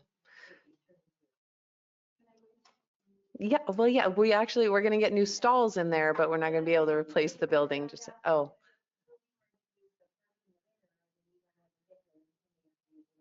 Understood. Yep, yep, understood. Is that it? Okay, so we can move on. My next one is going to be faster than my first one. My next one is recreation. There are very, very minor changes to recreation. As a matter of fact, let's see. So Gordy, as you know, who is our recreation coordinator, has really been building some great partnerships with different organizations inside and outside the city. One most recently being School District 8, and that he has several coaches interested in holding football camps or other sports camps for the youth. They didn't have the ability to do registration for these kids, nor would they have the ability to cover them under insurance, doing it as volunteers to help the kids in our community. So because we have both of those, we are able to partner with the school district. That's the most recent. Prior to that, he actually partnered with a couple of private organizations, Unleash Skills being one of them. It's a football skills group. And so, for example, same concern, they weren't able to register any of the kids. So we created an MOU with these companies and let them know that we would pay them 85% of the registration, and 15% goes back to the city for just the administrative costs and the software that we use to get them registered. We do not, however, cover those children under our insurance, just the kids that are going through the school district, if that makes any sense. But because of those MOUs in that agreement, same thing, we need to be able to create a line item where that money goes into, 85% goes out back to that person who's running the camp, and 15% stays with us. So it was a little bit difficult after setting up those agreements to be able to pay those people that actually brought that money in, because it wasn't anticipated. So I didn't have that set up, and we do now. That's one of our biggest changes. It's not really anything on the O&M side or capital side for recreation. So we did increase some of the costs for uniforms. It wasn't a great increase, but the company that was making our uniforms for us has moved, costing a little bit more money for the uniforms. So we're always constantly seeking new companies, and not to break partnerships, but to save money. So we typically go out and check out new companies at least once or twice a year. And that's where we stand right now with recreation. You guys have any questions for me on that one? As more of just a general question, has attendance been, where has it been as far as kids playing in sports and things? Is it average? Is it below? It is below. It is below, of course, because of COVID. Once we started again with our sports this year, which started with baseball, it was approximately 120 kids less than we had in years past. But that was the very first sport that we started again after COVID.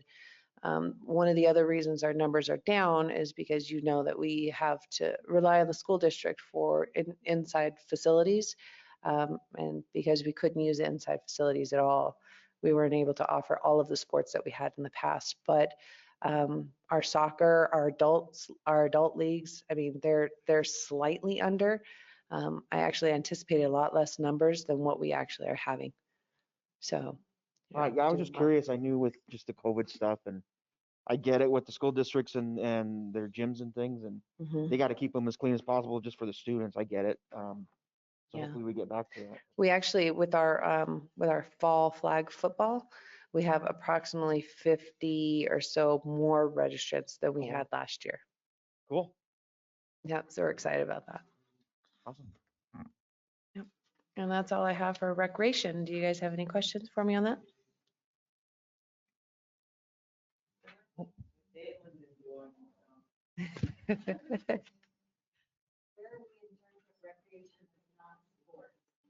That's not sports. As soon as we get a facility, that's where we're just kind of stuck, without an inside facility. However, Scott has mentioned that he had recent discussions with the YMCA, and they are almost ready with the inside classrooms at the DFAC building for us to be able to utilize those. Now we do have to partner with the YMCA and their calendar, their schedule, to see what that looks like. We want to make sure that we can secure a place before we have those offerings. So that's as far as we've gotten. We have a great list of possible indoor activities that are not sports related. We just can't move on them yet. Okay. And that's all I have. Thank you, Sylvia. Thank you. Okay, Christy, you're up. All right, thank you. So good evening, Christy Martinez with the Planning Department. Start with some of our 2019-2020 highlights and then our 21-22 goals. In 2019-2020, we had processed 100 land use applications. Those are not plot plans for new homes or accessory structures. Those are physical land use applications, whether those were residential, commercial developments, or conditional uses, variances, and various applications like that. We also completed our comprehensive rewrite of the zoning ordinance. The last time that was undertaken was in 2002, which was desperately needed. So I appreciate the funding for that to get that updated. We also updated our service fees to be consistent with El Paso County. And so those two highlights, the rewrite of the zoning ordinance and the change to our fee structure, will also kind of lead into some of our growth expectations and how we intend to learn from our past mistakes with previous growth and move forward with hopefully better results. So in 21-22, we're looking to implement an electronic planning submittal software process. This will streamline the submittal and review process for land use applications. Right now, everything is entirely paper, so it will cut down on the amount of paper waste. I could have talked louder, Paul. It cuts down on the amount of paper waste and also being conscious of the environment of how much paper that we go through in our department.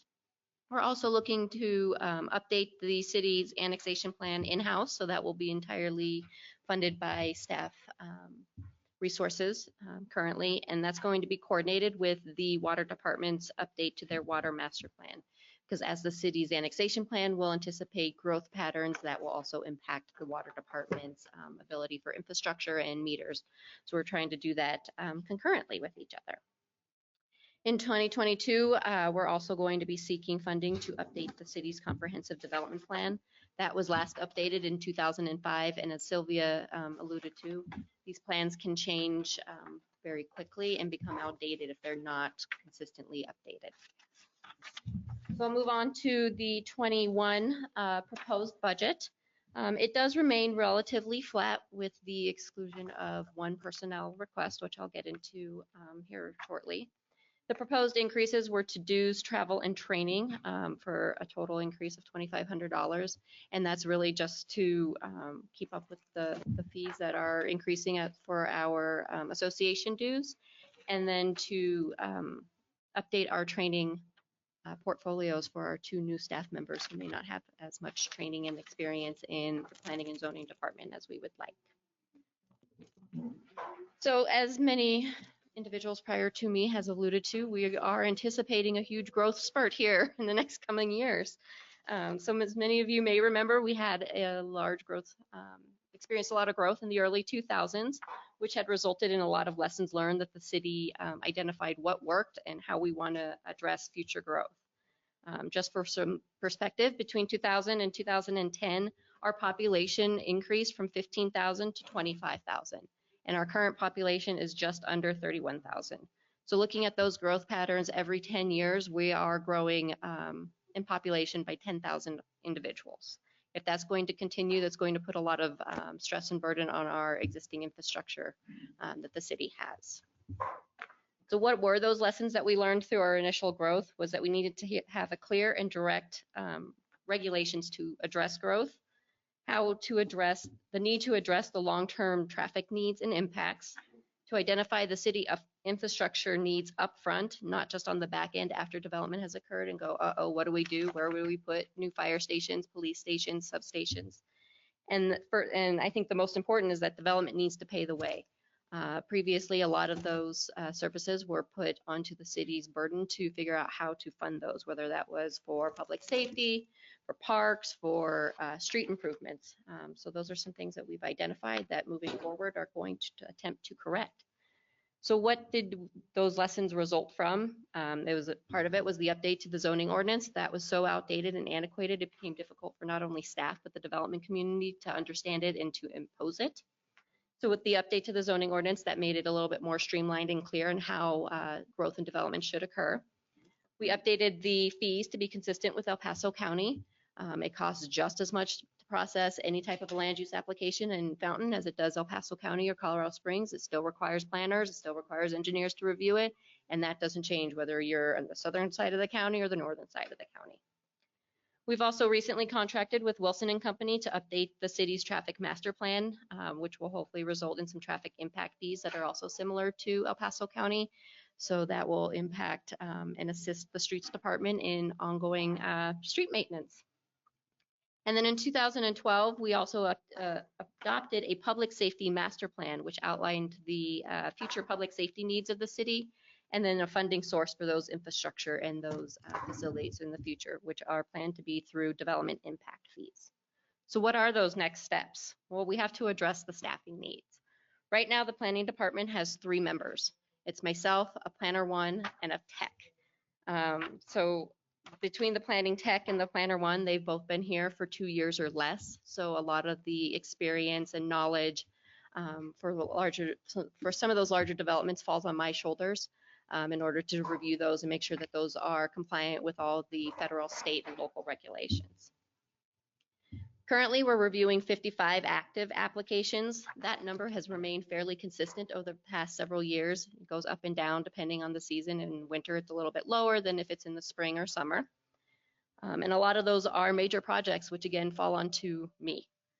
So I'm spending a lot of extra hours reviewing those projects outside of normal working hours in order to keep up with that. A lot of the expected growth is being generated through these development and the pre-application meetings. We're expecting La Plata, who's looking at the east side of town, to come in of upwards of 3,000 acres. Their first phase is planned to be about 500 acres, and that's going to result in about 1,400 new dwelling units for the city. Ventana South is about 55 acres. They're looking to convert some of their commercial and industrial area to residential. They're looking at doing 300 dwelling units and having anywhere between 4 to 8 acres of commercial. Countryside South, which is located on the southern side, on the south side of Wilson, is 160 acres, and they're looking at 560 new dwelling units for the city. Singer Ranch is up near Fontaine and Mark Shuffle. That's 300 acres, and they're looking at another 1,000 to 1,400 dwelling units and 30 acres of commercial. Cane Ranch has also started to kind of come up again in the talks. That is 2,500 acres, and they're planning for not just immediate, over the next 20 to 30 years, 7,000 dwelling units and 80 acres of commercial. And those are just the larger developments that they're aware of. It doesn't include some of the smaller infill projects in the city or some of the smaller vacant land along the east side. If the review of these large developments gets bottlenecked in planning, that ultimately creates a backlog for other departments because they rely on these developments for their revenue, whether that's parks, water, electric. They all generate revenue for them, which if it gets bottlenecked in my department where it all starts, it has a domino effect with everybody else. So our staffing plan moving forward is again to the request that 1 additional planning staff. We're looking at hiring a planner 2. A planner 2 has anywhere between 3 to 8 years of land use and zoning experience, typically in municipal government. So they can hit the ground running as they already have a lot of that background knowledge on how it works, the processes, things like that. They really just have to reintegrate themselves into how our community works. Our processes are very similar in the region and across the state, but we're very site specific in how we process a lot of things. How we intend to fund it, it's funded 70% through the general fund and then 15% through the water and electric funds.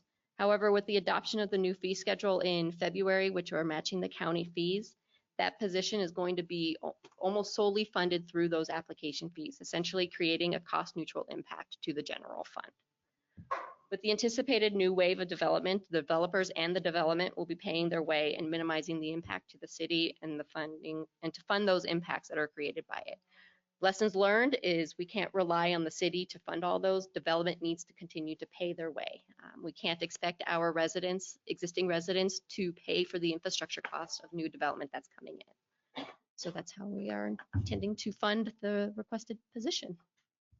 Are there any questions from myself? On that, Christy, on that list of housing that you went through. Yep. What was the first number you gave us? I didn't catch that La one. Plata. What was it? What was the number? They're looking at a total of 3,000 acres, but their first phase that they're looking at currently is about 500 acres and 1,400 dwelling units. Just in that 500? I'm sorry, what? Just in that 500? Just in that 500. And they have a long-term plan over the next 20 to 50 years for that 3,000 acres. It does go very far east and then north. So if all of that does come into the community, that's a definitely long-term future plan.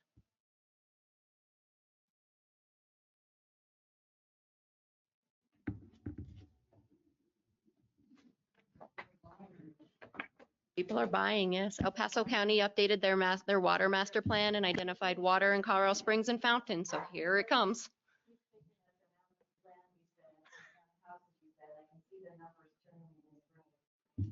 5, 6, about 7,000 acres.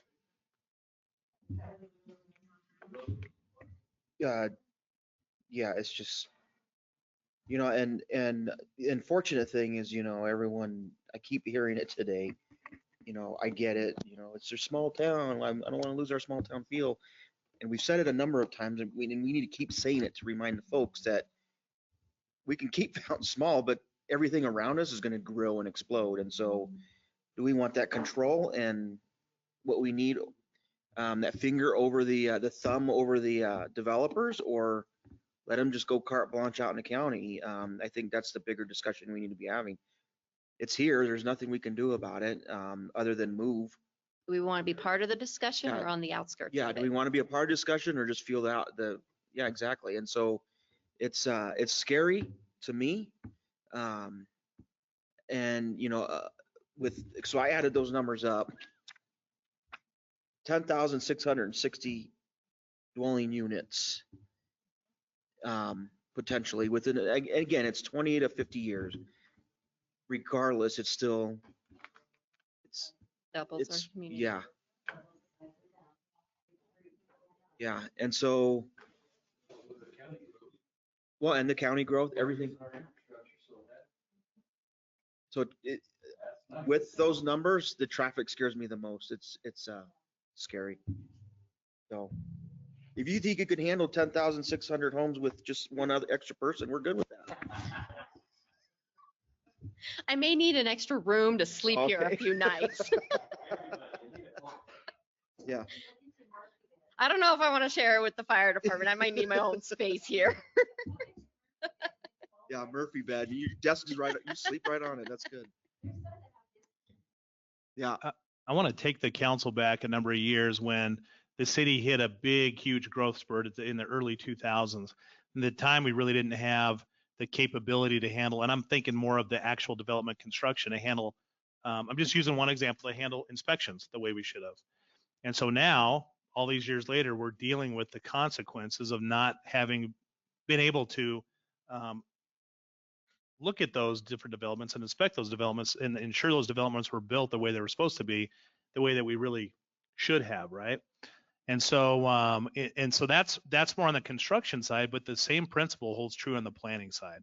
With all that development coming, we really want to have someone in place, actually a whole team of folks in place. We have a great team right now, but you don't want them to get behind on some of this stuff. You don't want some of these things to slip through on development agreements and plan reviews that, darn it, we're going to look at 10 years later, 15, 20 years and go, whoa, why didn't we catch that? So I think it really is important that we staff up for this growth as it hits us, because as been mentioned, its impacts on everything from transportation to our schools, to our need for open spaces and trails, our public safety. And we know it's going to come, whether it's in the city of Fountain or in the county, that growth is going to impact us. And so it's better when you have more of a say on managing that growth. And so I think that's really an important part of that request. I think, oh, go ahead. I think what you said too, you need one person in your department, but that almost translates to another inspector out on the streets to be making sure that stuff is done right, which, translates to the whole thing built on itself.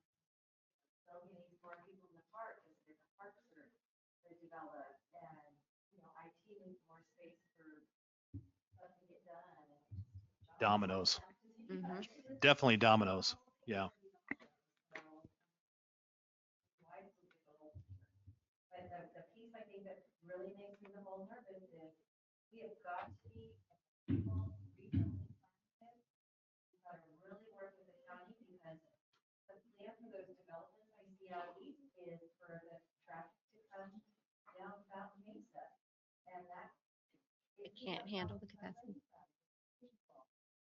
We're not even on the 2050 plan to expand that intersection. And if you're not on that plan, then it's never going to get done. So,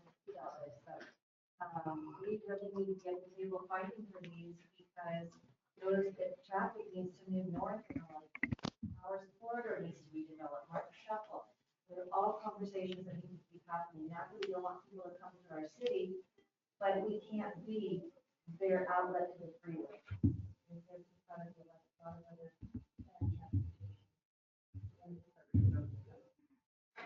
Yeah.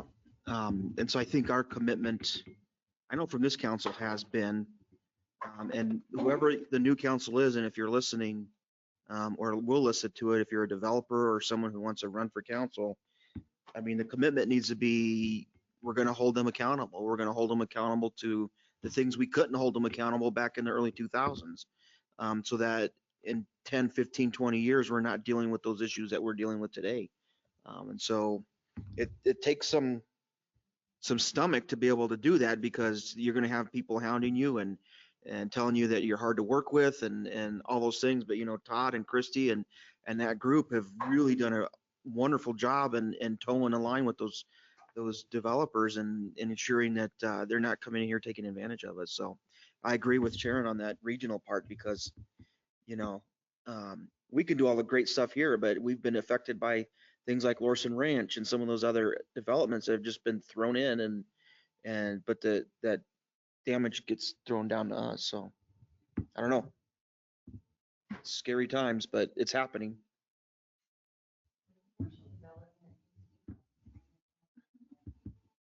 Residential development, because we can't have 10,000 more homes drop on our property and not have a couple more grocery stores. We can't have, you know, more dry cleaning places, everything, you know. What we've all sat in line the last few months to pick up our grocery orders or going to the store and stuff. Marshall Grove has got to come. A lot of times they want to build a commercial after the residential comes in. We're going to have to figure out a way to have that more equal. You have to have the land available. Okay, and I do have it looks like it's a comment online from Mr. Rick, and his suggestion is just to clone Christie. I would love that because my brain is at capacity. All right.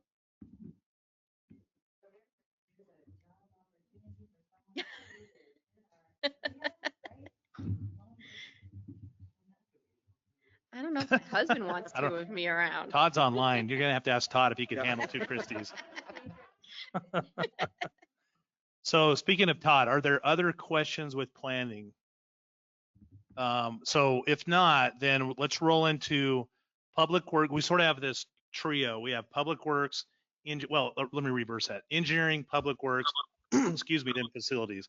I think Todd is going to have Brandy start that off and handle the engineering. Todd is then going to jump into the public works side of things, and then he'll handle facilities as well. Okay, hold on one second. Oh, okay. Mr. Rick you have a question, Mr. Rick?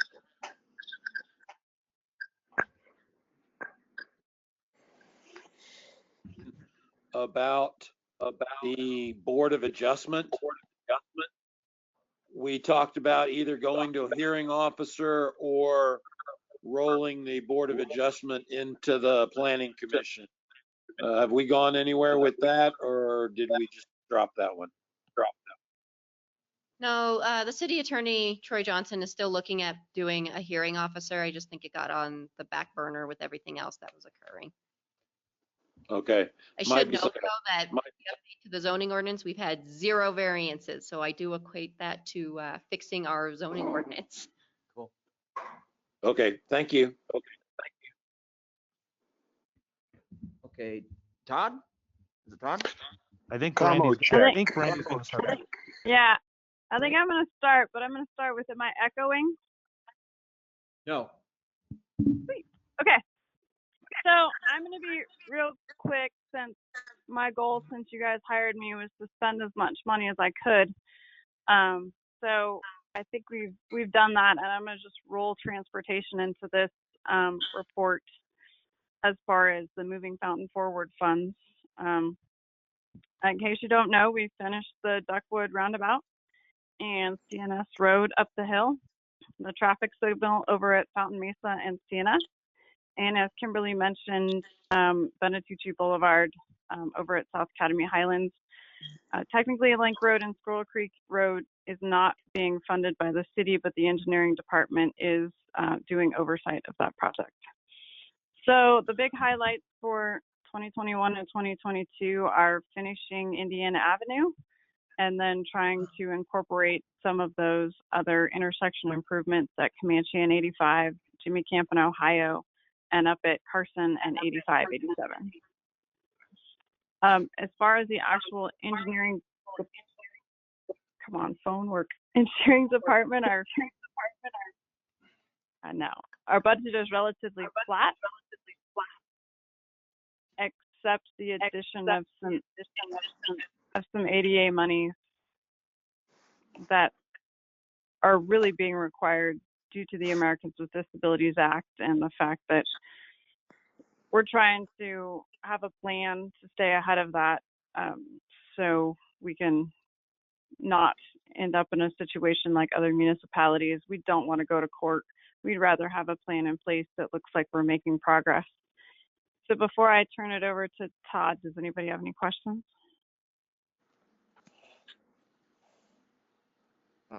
No one has their hand up, so I think we're good. All right, Todd, it's all yours. Brandy, hold Okay, on. great. Commo check for everybody. Can you hear me Todd, from North Todd. Carolina? Todd, you need to be on the mic. Gotta talk to the mic. Can you all hear me from Carolina? Yes, I can hear you. Go ahead. Mayor, can you hear me? Hold on, Todd. I think somebody has a question. They just didn't Go ahead, say it in Todd. a way that we could hear it.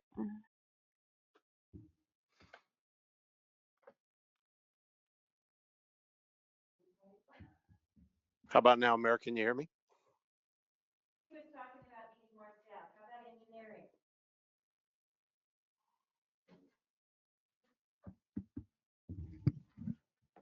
How about now? Brandy.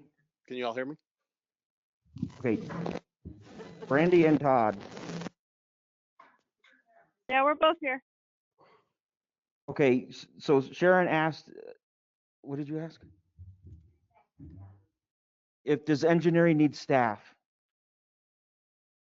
We do, but Todd and I were just talking and said we'll let Christy go first and then we'll talk about it next year. So yes, we do, but right now we're just trying to kind of hold the wheels on with what we've got.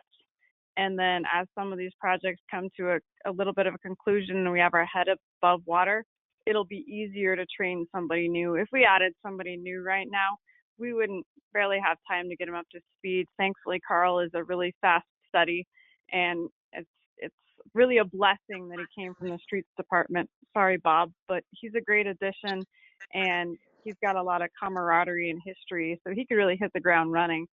But if we brought in somebody new, I think it would take a lot of time from Ben and I, and right now we're doing all we can just to kind of stay above water. So great question, Sharon, and yeah, Todd and I will discuss that probably for 2022. And just Okay, to add on to that, this year as these larger developments are coming on and they're moving through the processes, 2021 will be primarily a planning year.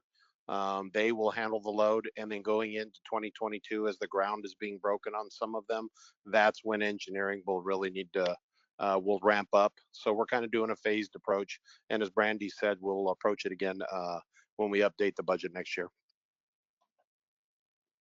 And Brandy, just so you know, when you mentioned Carl, there was a lot of smoke coming out of Bob's ears, so he's still a little hurt on that one.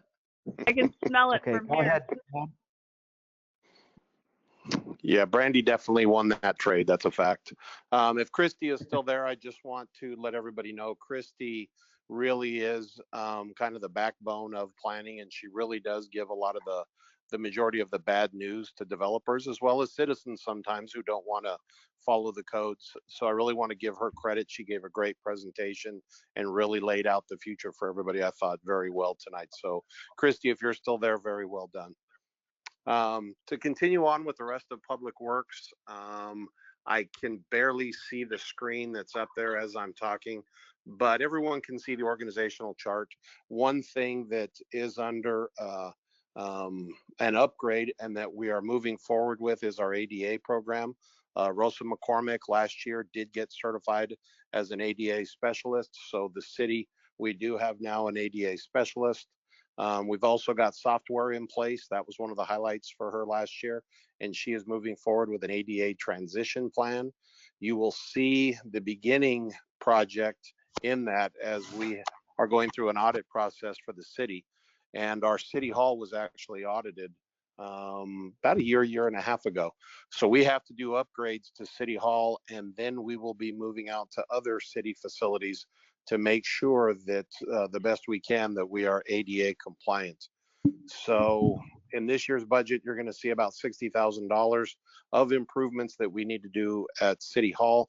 That includes improving our ADA parking out of our east doors to make it more van accessible than it currently is. We have to do some improvements to the east side, the west side, excuse me, the stair area. We have to do some internal improvements to our bathrooms, the doors, the planning counter over in the first floor. So we've got several things just within City Hall that Rosa is going to be working on. This is something that we've talked about with finance. And as you're going to see City Council wise, we're going to be bringing these projects in front of you individually as the need comes forward, as Rosa is putting them in our overall ADA transition plan. So you won't see an overall ADA large budget number, but as these 2 years of budget go through the cycle, you will see us bringing forward individual ADA projects as they come about. Is there any questions on the ADA side of things?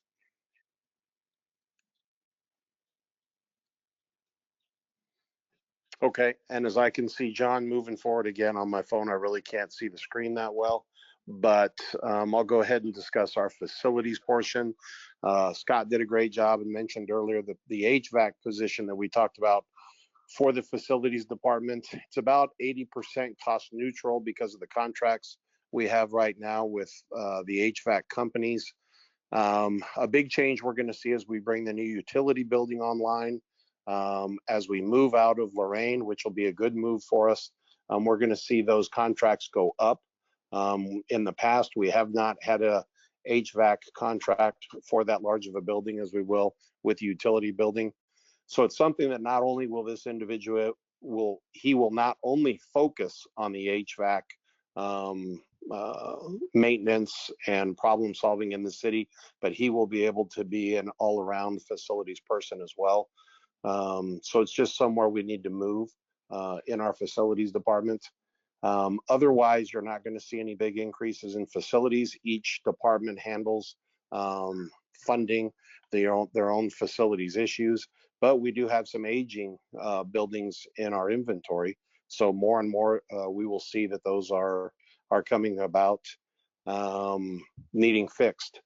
Fire Station 2 is progressing nicely. That should be opening here next month with the finalization of the remodeling of Fire Station 2.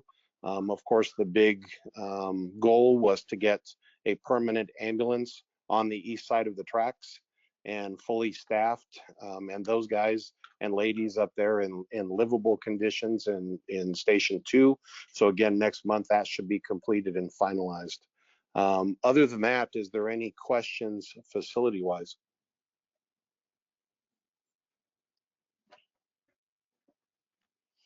Okay, Scott, you can see the screen better than I can. What am I missing? Is there anything else that we need to touch base on Public Works-wise?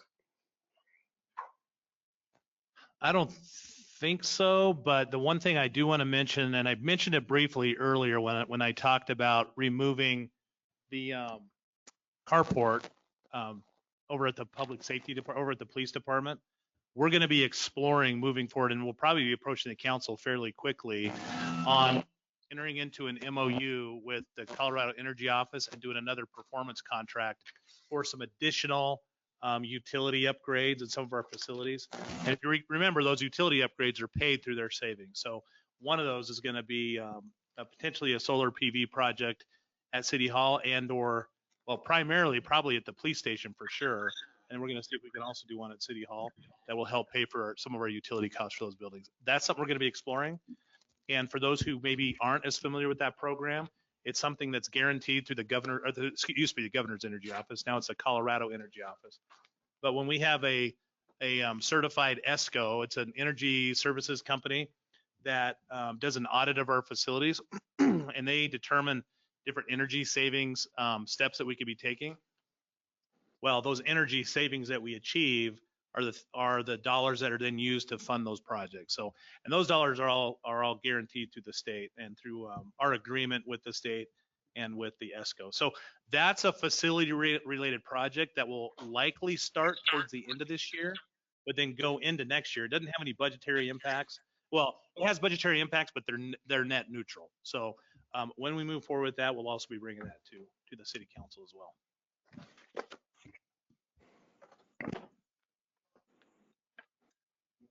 If there's no questions, So, Scott, I'll hand it back over to you. You got it. And then now we're going to be handing it over to Bob to hit on the streets. While Bob walks up here, again, I want to go back to that at the very beginning of this conversation, I mentioned that $435,000 that is available for the council to apply towards its priorities. This is just a, for what it's worth comment, but as I went through each of those strategic priorities, I looked at things like broadband, our public safety, our recreation, streets, and it seems to me that the area that would probably be the best place to put at least the majority of that money would be towards streets, because we know that we have such a huge need on the street side of things. Bob can speak to the priorities, but I know when Todd and I spoke, and I think that was based on some conversations that Todd and his staff had internally, I think we'd really like to put one of our top priority projects, top priority unfunded projects. We have a number of projects we think we can get funding for, or have funding for, but as far as unfunded would be that intersection up at Carson Boulevard, because we know the impacts that, cutting off Southmore has really had on that neighborhood. And so Todd's staff put that as their first priority if they were able to get these funds. And I think that was estimated to be 3 to 4, somewhere in that range. Was it, Bob, or no? Less, A little bit less. Okay, 200.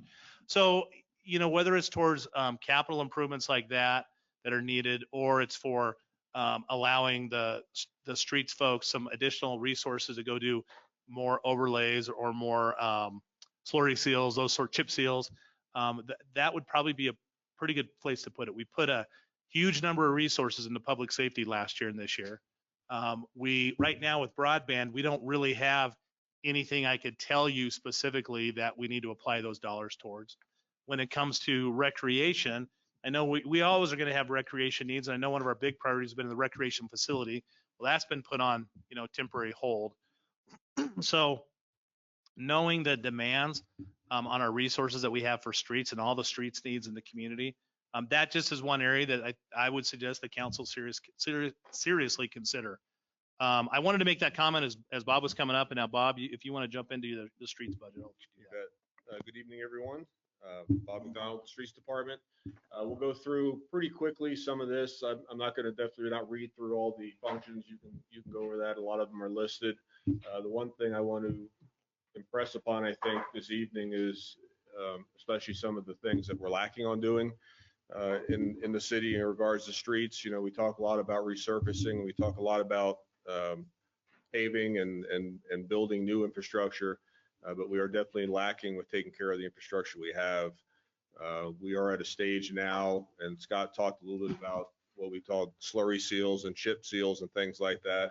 I'm at a point now with the state of the infrastructure in the city where I really don't have a lot of streets that I can maintain anymore. Most of the streets in the city are at a point now where they have to be repaved or rebuilt. And that's a lot of money. In a perfect world, of course, the goal is to, just like you maintain and take care of your vehicle so it lasts a long time, that's the same goal with streets. If you build a street and you don't touch it, you normally get about 20 or so years out of that street from a new pave.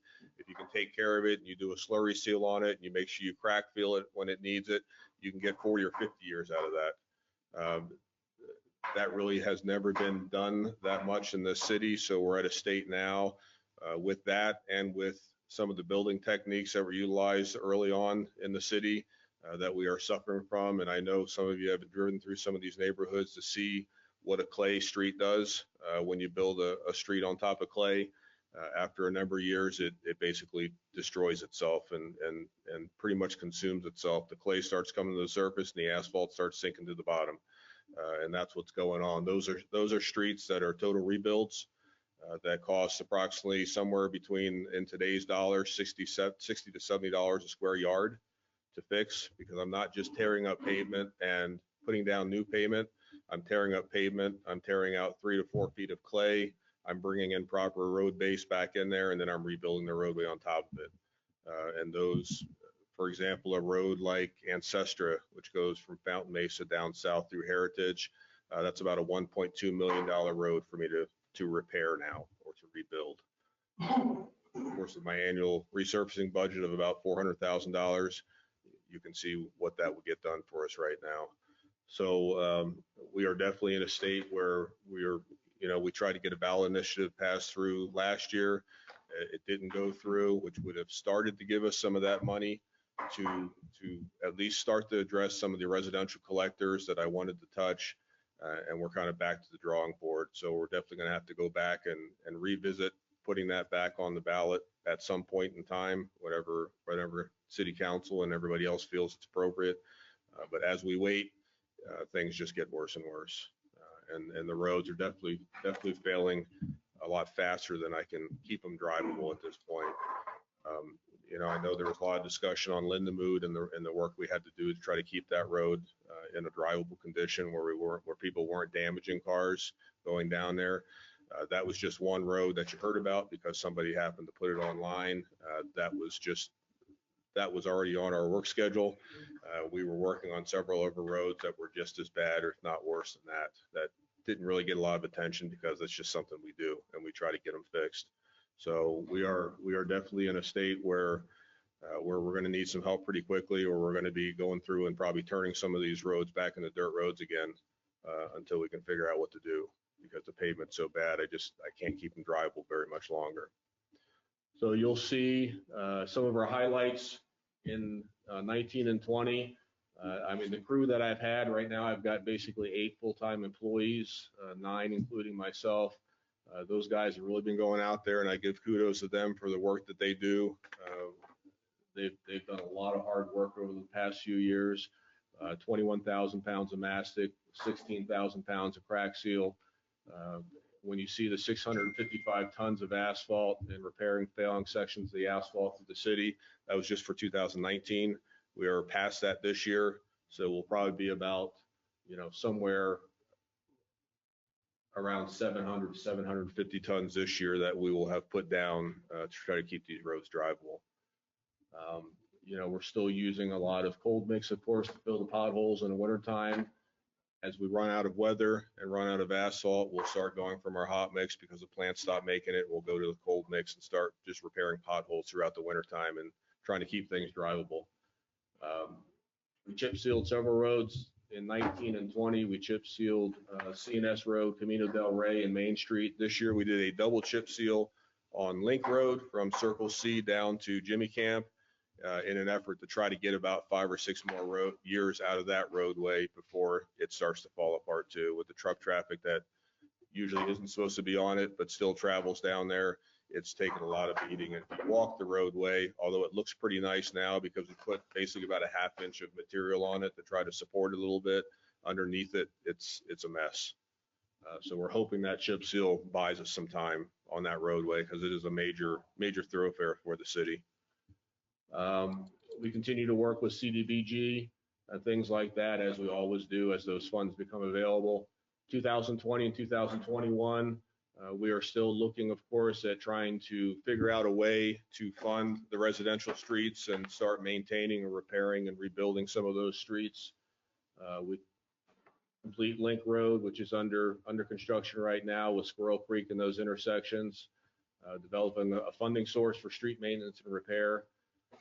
And of course, apply again for the CDBG sidewalk and ADA ramp projects. Little note I put under there with that 2019, that 655 tons of asphalt. And I've actually gone to some other agencies and some other municipalities. I can't find one that puts down that much asphalt by hand. When we talk about 650 or over probably 1,400 tons of asphalt, we don't have a paving machine. That's us out there with a shovel and a rake. Putting that asphalt down. So it is a lot of work. So we are going to be looking next year also for 2021 is to try to utilize more where we can come up with a program to prepare some of these roadways for the patching that we do now. But instead of going in there and doing all this work by hand, utilizing either a lease or rental program with a small paver that we can bring in and try to do some of these projects continually or concurrently as we do the patches and as we do the dig out. So hopefully we can save some time. We've looked at leasing and rental costs for some smaller pavers that I think will work well. So we're definitely going to try to give that a shot next year and see if it works for us. Money dependent.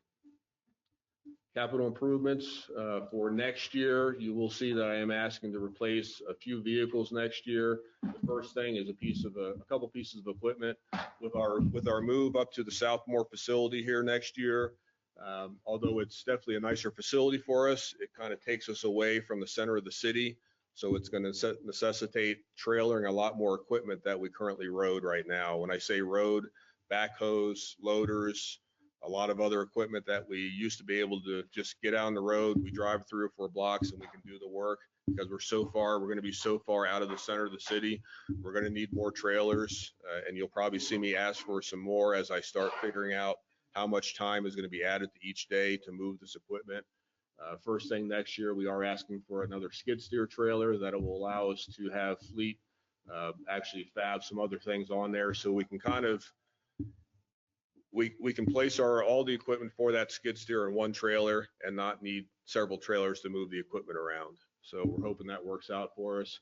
We also want to replace one of the 24-inch planers that is right now, I think it's about 15 or 16 years old and it's just becoming a kind of a maintenance hog. So it's something that we utilize, especially with our streets almost on a daily basis. And it ends up in the shop a lot now just because of the wear and tear that it's seen in the past. In 2021, I'm also asking to hopefully lease. We are working on some leasing options with some of our older vehicles here. We have 2 of these single axle dump trucks, and you'll see in 22, I'm asking to replace the other one. They're over 20 years old, and it's just time for them to go. I'm hoping to utilize those a little bit more if we can get some reliable vehicles, especially when we do have snow events in the wintertime. These single axle dump trucks will work better for us, especially in the inner city portion, because they're just easier to move around. So they definitely need to be replaced. Going down the list a little bit, John. The next one you'll see in 2022 is again replacing one of our 2004 old tandem dump trucks. We are also currently looking at leasing options for the heavier vehicles now, and we are in discussions with some of the larger truck manufacturers, Bruckner's and McCandless, and some of the other ones, Freightliner, that are going to be offering some lease options. So we're hoping that's a better option for the city and is a little more cost effective. And if we can show some savings and it is worth it, maybe we can replace more vehicles for the same price. But as that information comes in, I'll make sure I get it to you. Another one for 2021 that we're looking at doing, this 1998 1-ton dump bed that we utilize. This is a vehicle that we utilize frequently for a lot of our smaller projects. It was totaled in the hailstorm that we had a few years ago. We didn't have the money to replace it, so we stuck a window in it, and we're still using it. But it is definitely at the end of its life, and fleet is definitely knocking on my door to get rid of it. So we do want to replace that. That'll be another lease for us that hopefully will show some cost savings. Another thing I'm going to be asking for next year is another part-time employee. Scott talked a little bit about earlier. I did some checking and I was able to find some financial statements from 2006 in my office as I was putting this presentation together. And in 2006, I had 8 full-time employees and 3 seasonals. In 2020, I have 8 employees and no seasonals. So we have gone backwards from over 20 years ago. If you look at the infrastructure of the city, as everybody has spoken about, with Christie talking about bottlenecking those developments because they bring revenue for electric and bring revenue for water, all they do for me is produce headaches and nightmares because we just don't have the way a way to maintain it, preserve it, or do anything with it. So it's going to be critical as these things start going. You're going to start seeing me more and more asking for personnel to get us to a state where not only can I start taking care of and preserving the roadways that we have, but I can also start addressing the other many job duties that right now are really being neglected because I have to focus on the streets because they're in such bad shape. With the storm drain work, with the detention ponds, with the inlets, the hundreds of inlets that we have, I haven't touched any of them this year. We have been focused on either trying to maintain or trying to keep the streets drivable. So those are kind of the things that I'm asking for, and see what happens. Any questions? Okay, I did have I'll get Richard. There was a question online asking about a roundabout at Jimmy Camp in Ohio. I did respond saying that's kind of out of the question at this point. The cost of the roundabout, the building it alone is exorbitant, and then trying to get the right of way on top of that, it's just too many layers that it wouldn't happen anytime soon. That they're looking at a light, We are looking but at that's a still not even a surety yet at this point. That's the light is, we definitely have kind of put the roundabout in the wastebasket for right now. We are looking at trying to do a tethered light system, controlled light at that intersection. And that project will depend on the funds left over for some of the other priority projects we have, like Illinois and things like that. So if we have the money left over to take care of those other ones, then we are looking at doing a light at that intersection, but not a roundabout. Richard. Yeah, because of what I hear from a lot of people.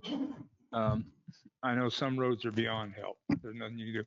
But on the ones that we rebuilt, resurfaced that are fairly good roads, I'd like to see if we can find a way to get budget in, putting a concrete ring around our manholes to hold them level with the road.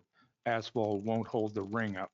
And pretty soon we've created our own potholes. And now on Mesa Ridge Parkway, that's ridiculous. You couldn't do it on clay. But on the good roads, there's no reason when we build them or when we resurface them that we can't cut a square, raise the ring, concrete it in, and keep it level with the road. I did it all over California and it works real good. It's not expensive and it's not hard to do.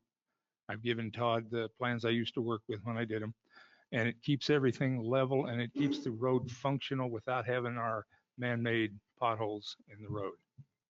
So I'd like to see if there's some way we can do it, starting along when we do new ones or resurface good ones, that we could do that. So I think that's a great suggestion. I think that's something that we would want to make sure that the engineer reviewed and basically put into our standards, into our construction standards for our roads. We forwarded those plans to sanitation because of course they're the ones installing most of those manhole covers, things like that. So they have those plans and I know they're looking at them. So we can definitely take a look at it. It's a very simple fix if you don't let the contractor talk you into what a big deal it is. Because I used to do them and it's really simple. You raise the ring with 2 2x4s and some baling wire for the concrete and put it back on. Yeah, it's really just a case of the engineering taking a look at our construction standards and if they feel like that's a positive thing for our infrastructure, then making sure that they're making those changes in our standards so that not only do we have to abide by it for our own utilities, but any other utilities coming in as well and developers as well. Right. And so Brandy's online, and so I'm sure she's taking notes right now. Yes, I am, Scott. Any other questions for me?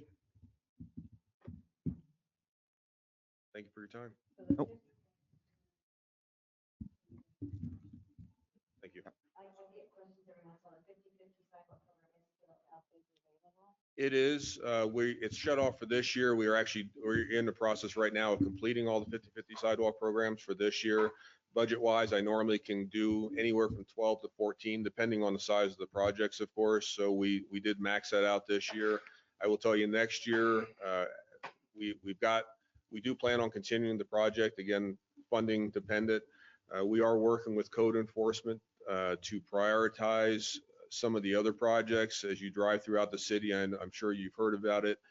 We have a lot of people with water problems, with subsurface water problems, and especially they're pumping sump pump water into the streets nonstop over the sidewalks. Of course, that's Yeah, so that's, of course, a code violation. It produces a safety hazard. So code goes out there and tells these people they need to fix it. We are going to give a lot of the people that are having, well, not a lot, as many as we can afford, of course, the ability or the opportunity to put in for the 50/50 sidewalk program, where we're going to put a chase underneath the sidewalk so that water isn't being drained over top of it. At least it's going underneath the sidewalk and then into the gutter to minimize the safety issue of that water. So, but we will continue the program. Thanks, Bob. All right. All right, Miss Lisa. Good evening. And thank you. First, I want to start off with our highlights from 2019 and 2020. In 2020, the beginning part of this year, once COVID hit, we were dominated by trying to get our workforce to be able to work remotely. So we took a few months and we pretty much have everyone that is able to work remotely, working remotely, or a hybrid schedule if possible, as well as all of our public meetings if we have them virtual or a hybrid.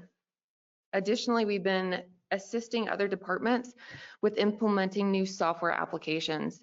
Over the last 2 years, we've implemented asset management in the utilities department, and we keep utilizing it and adding more onto it. We're currently adding our inventory module on our water side and potentially looking at a new asset management for our fleet department.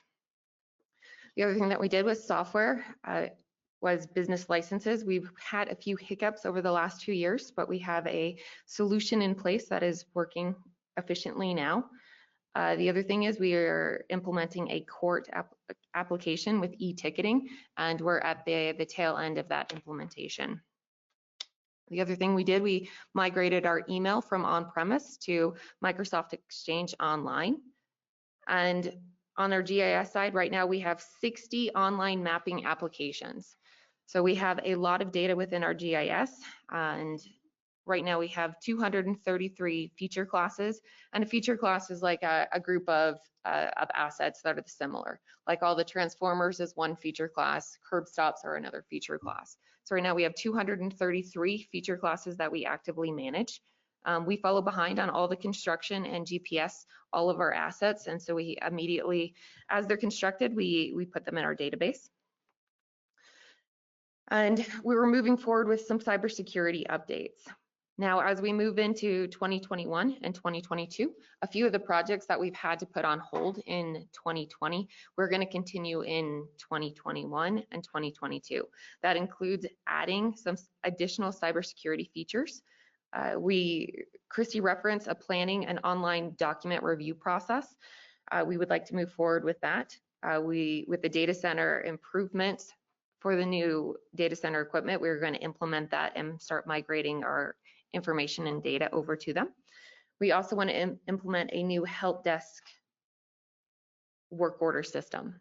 The current system that we have right now, it is every few months we have to delete all of our old tickets in order to get it to function. So we're looking at a new option. Those are the highlights. And if we hop down to the totals, I want to talk about, we do have some changes to our capital. In 2021, can you go back to the table real fast? I'll just go over it.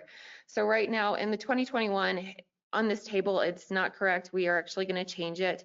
We're taking something out of it. Originally for the planning review application, we asked for it in last year in the 2020 budget. We were going to roll it over, or sorry, we asked for it in the 2019. We're going to roll it over to 2020, but COVID hit and we decided to hold back on any expenditures regarding it. We would like to continue to roll it over, so you guys will see that again in the supplemental on the 27th. So that is, we're taking that out of the 2021 budget request, and it brings it down to 51,000. And now can you go to the capital improvements? We can go over there and go over the capital improvements. Okay, the first one is police hostage negotiation technology. This was another thing that we've already asked for, and we decided not to roll over. So we're going to ask for it again. If we scroll down, This is the CAD and LERM updates. What we want to do is we want to make sure that we have some extra funding just to make sure that we have some cash to make sure that we are compliant with SB 217. That's also for PD, and last is also for PD as well, and it's mobile device forensics. If we hop into 2022, it is updating our fire MDTs, and that's just the computers that they use in the fire trucks and the ambulances. We want to do some cybersecurity improvements. If we go down one more time, and then an event management log analyzer. So what that does is it analyzes all the systems that we use, and if we have an issue or something, it's going to tell us that it has it instead of having a user call us saying that their system is down or something is not working. So it's going to basically optimize our network, and we can figure out what's going on with it. The other one, the big one, is a telephone system replacement. We've had some issues. The one telephone provider that we went with a few years ago has gotten bought out by another vendor. Since they've been bought out, our service with them has kind of deteriorated a little bit and has gone up substantially on operations cost. So we want to go out and look at a new phone system. And the reason why we have this in 2022 is some of it is going to depend on what happens with broadband, and if we have a partner that comes in, what we're able to utilize with that partner in partnership. That's the capital. The one thing I did forget to mention is operations. We kept operations fairly flat. What happens is with all technology, all of our maintenance service contracts are going up significantly in cost every single year. So we are trying to cut back on costs in other areas. So we're trying to keep our yearly spending down, even though it is constantly increasing. And their maintenance service contracts, once we get an application, normally we have to pay to have the privilege to use that application and or receive technical support for that application. That's all I have. Does anyone have any questions or need any additional information on anything? You want to add any comments?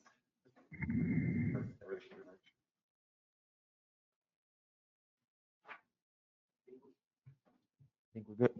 I think we're good. Yep. Okay. So we have public safety next, right? And is that it? Yep. Okay, so I'm gonna leave it up to you guys if you want to take a quick. Okay, we'll take a 3-minute break and then we'll finish up with public safety. Okay, and we're gonna finish up with public safety. We have Commander Lewis who's going to kind of cover the police department stuff tonight. And of course, Chief Maxon is here to cover fire department. So take it away, Frank. Sounds good, sir. Can we go to the highlights?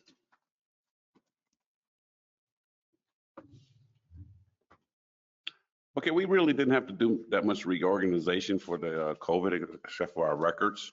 Personnel, and they're able to work from home 50%. So they're in and out the building periodically, so that's no big deal. And we improved the fleet. Of course, we do that every few years.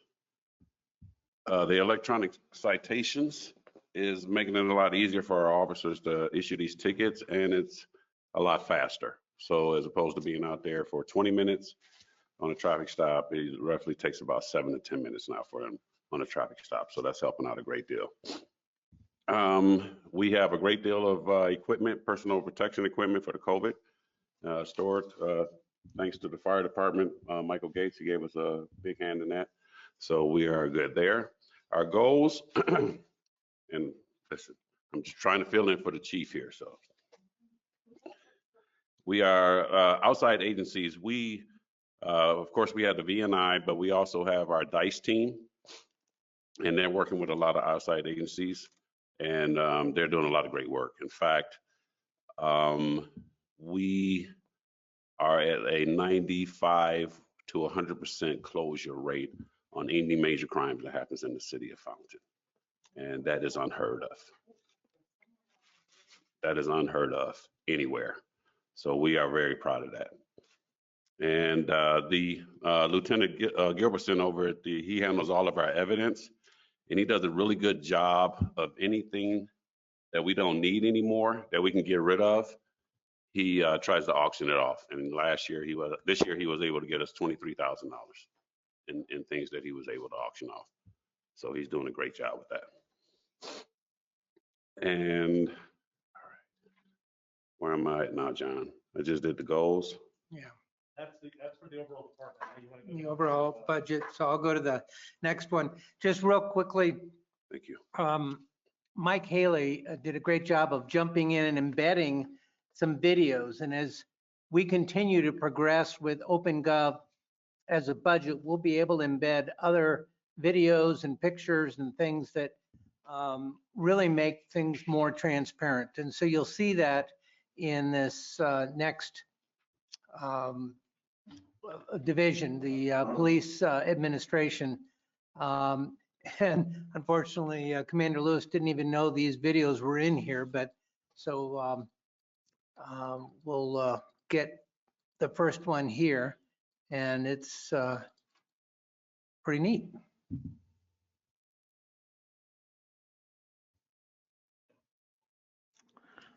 Maybe you can tell us what we're seeing.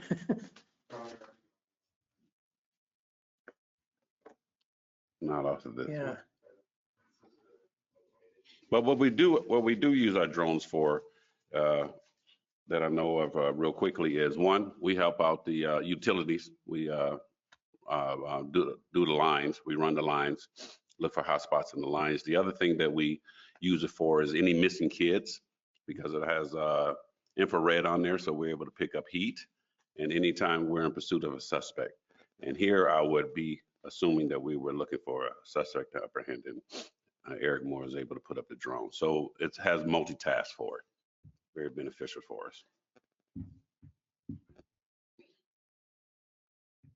Okay, so for the 2019-2020 highlights, reclassified the deputy chief to a commander, and that gave us some cost savings. We reclassified the part-time police services representative to compliance position to support the SB 2017, which is the new bill that just came out this year. And what we found out, and which everybody already knew, that 90% of everything that they were asking for, Fountain PD was already doing. There were very minor things that we had to do to come into compliance for this year and future years. We implemented a new police building security system to be compatible with all city building security systems. We implemented COVID protocols. We're still in tier 3. We go off the guidance of city manager and the government. Implemented electronic citations. I already talked about that. We added a third K9 position. So now we have a K9 working on both sides of the week, and the K9 usually works the swing shift. So he is out there during the busiest time of the day, of the evening rather. And that's been very beneficial, getting a lot of narcotics off the street. Promoted corporal sergeants and lieutenants. We just had a corporal oral board today, and we'll be doing promotions to corporals here pretty soon. We just promoted a corporal to sergeant a couple of days ago, and we continue, of course, our recruitment efforts. And it's good to know that every time we put out that we are hiring, we're getting anywhere between 25 to 35 applicants to want to come work for the city of Fountain. Yeah, the word is getting out that we are truly the elite. And I think the most important thing is that we treat our people good. We are fair, but we are firm. And so the 2020 and 21 goals implement the requirements from SB 217, which I stated we're 90% there. We just have to make a few tweaks, but we were first in the region to have body-worn cameras. So a lot of things that they're requiring us to do, we already do, because it's the right thing to do. And I think one of the things that really is going to benefit is adding this behavioral health connect unit to address mental health crisis and response, because looking at it, they have so many resources to give an individual and the family. And I believe what is going to help us, the way it's going to help us is, I think we average somewhere around 700 calls for service a year where this individual will be able to go out. And what I believe it will do is reduce those calls because now they will have the services that they and that family need to address that issue. So I think that's going to be very beneficial and ahead of the curve because, again, with everything that's going on in the country, everybody's screaming for this. But we're doing it for other reasons because it's the best thing to do. It is what the citizens out here need. We're still at tier 3, so we don't need to implement anymore. No, I'm sorry. Let me go back down here. Demonstrate positive community relationships with diverse groups within our community. I've been here for 4 years, and Fountain has always done a great job with that. I think it's one of the best in the region, and our community supports us well. So we continue to strive to get better in that by engaging our community, but I think we do a really good job with that. And like the boss here talked about, added covered parking and improved fences, line security for the hailstorms. Tomorrow afternoon, we will put up the security netting for our officers along the back fence, so no one can look back into the back of the building, and that'll give us a little more security there. Seek additional regionalization of functions to improve efficiencies. We're always looking for that. That's an everyday thing, you know, every year thing. And we're making improvements there. Position the agency for additional growth, creating officer career enhancement opportunities. We are always asking our officers, what is your 5-year plan, 10-year plan, 15-year plan, 20-year plan? And we're helping them to get to that goal, whatever that looks like, whatever we can do for them to achieve that. Analyze law enforcement capabilities and functions to provide effective delivery of police services. We are always looking at where we are needed the most and when we are needed. So that's where our crime analysis comes in handy. We know what time the crime is happening and we know exactly where it's happening so we can generate our resources. I like to call it cops on the dot. So we know exactly where to be.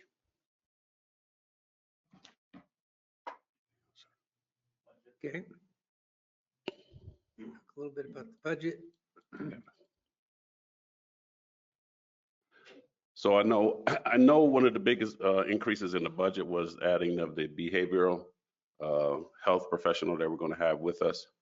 And I did not go over the budget, unfortunately, with the boss. And these numbers were added in prior to some of the changes we made. Scott mentioned the 100,000 here is coming out.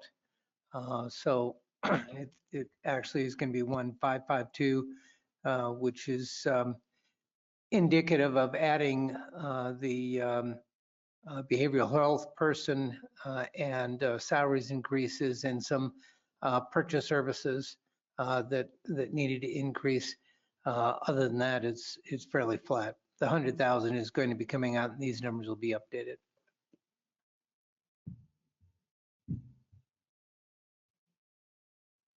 That was for the covered parking. Covered parking, yeah.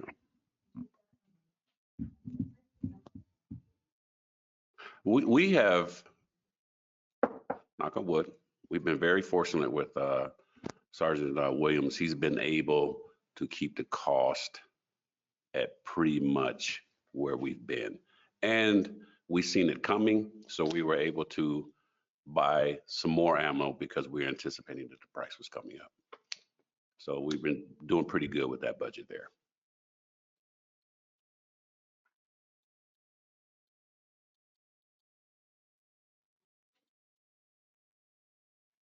Yes, and this is just a demonstration of our drone helping out with the utilities power line.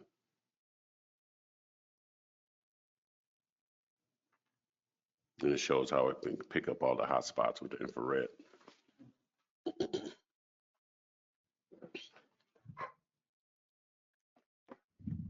Okay, so our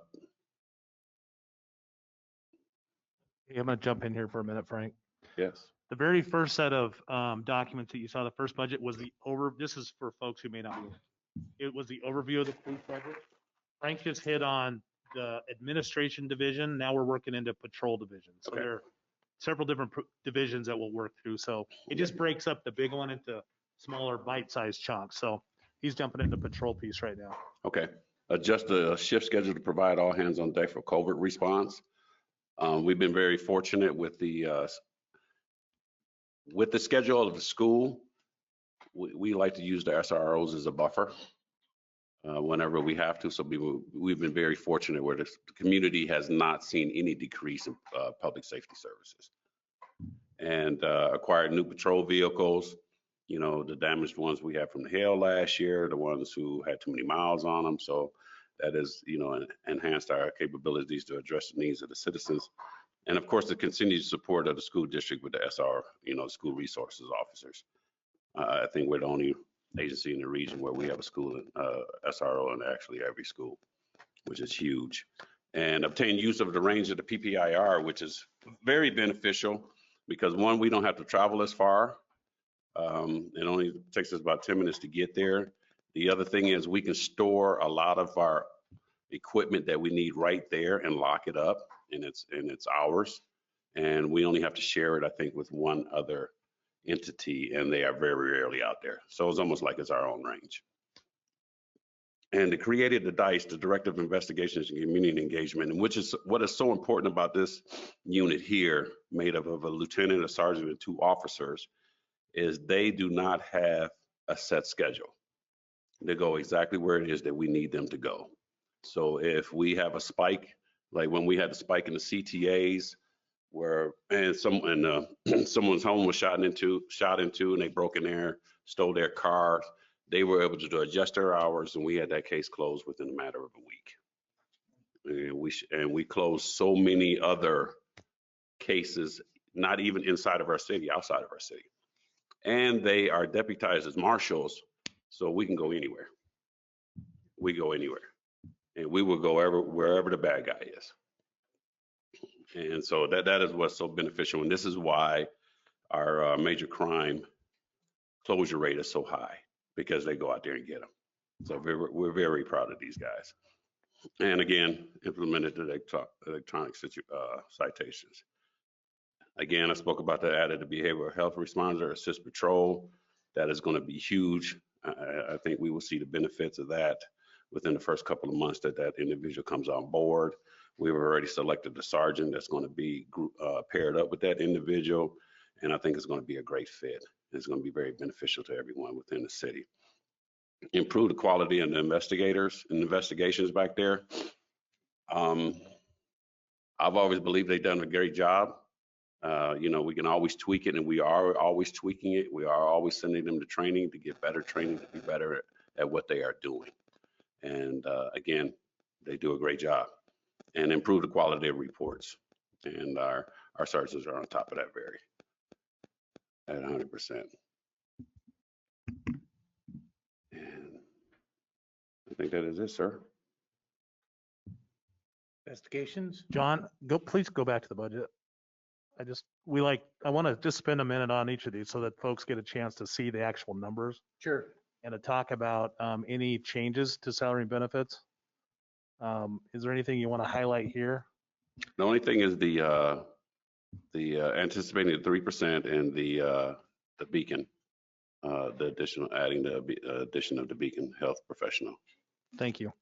And then in the interest of, I know we're at the end of our time here. So in the interest of time, on the investigation side, I know the council has all the goals and the highlights. So should we skip those and go straight to the budget? That sounds good, sir. Okay. It's going to be starting at the beginning of the year. We are working on the MOU right now, and that should be starting at the beginning of the year. As will we will be filling the 4th traffic unit at the beginning of the year, which is very crucial because we'll have an extra, with the growth of the city, we'll have more out there to educate our citizens on how they should be driving. I'm sorry, sir? 7 to 10 minutes at a time. Yes, sir. Absolutely. So there'll be a lot more education going on. Absolutely.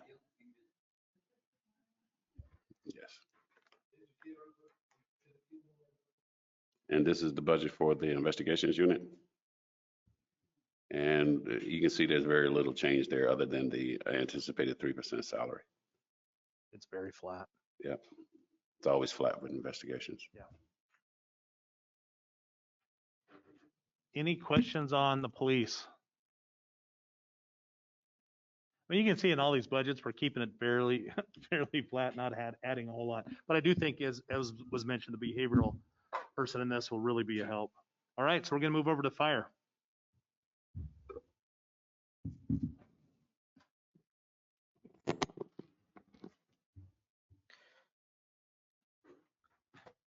All right, well, good evening. The good news is I'm not asking for any fire trucks tonight.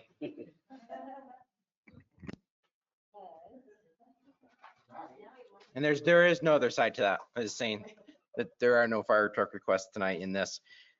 So our first one is the fire administration, I believe. Overview. Okay. Yeah, similar to police, we have the overview and then we break into the different divisions. Well, okay, and the way they had set this up was to have the goals and highlights in the individual. So let's go right to administration. That's what I have.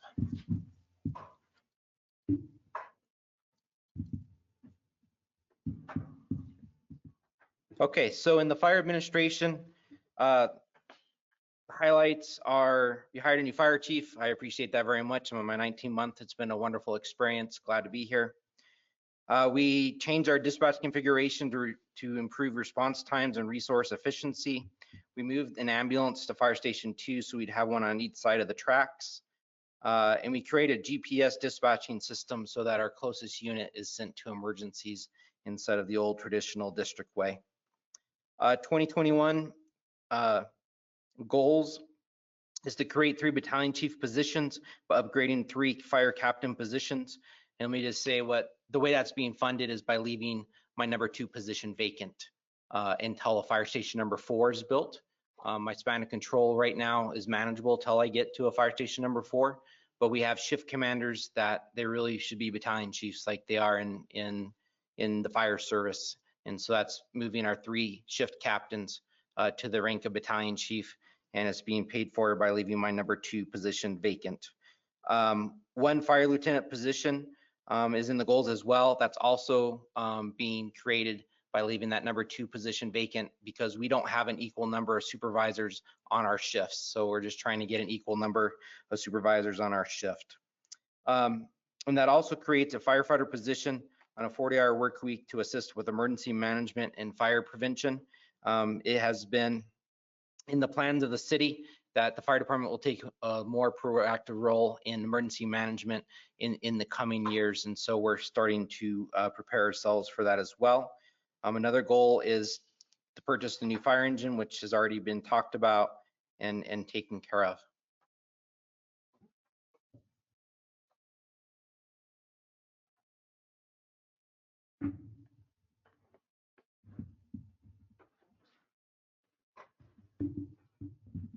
So our budget request is $777,535. It's going up just a tiny little bit. You want to explain going from the 368 to the 537? I don't know, Chief, if that's you or if that's fine.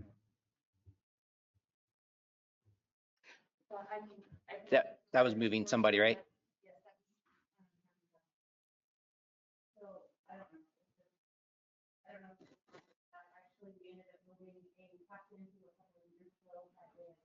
Taken off the apparatus and put an administrative training captain role. And so we never actually reclassified that position.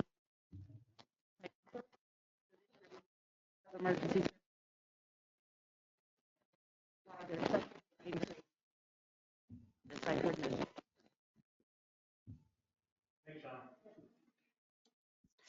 So the money's just being shifted from one budget to another. All right, fire department emergency services. Highlights are that we switched to new firefighting foam, reduce costs and increase efficiency and safety for our firefighters.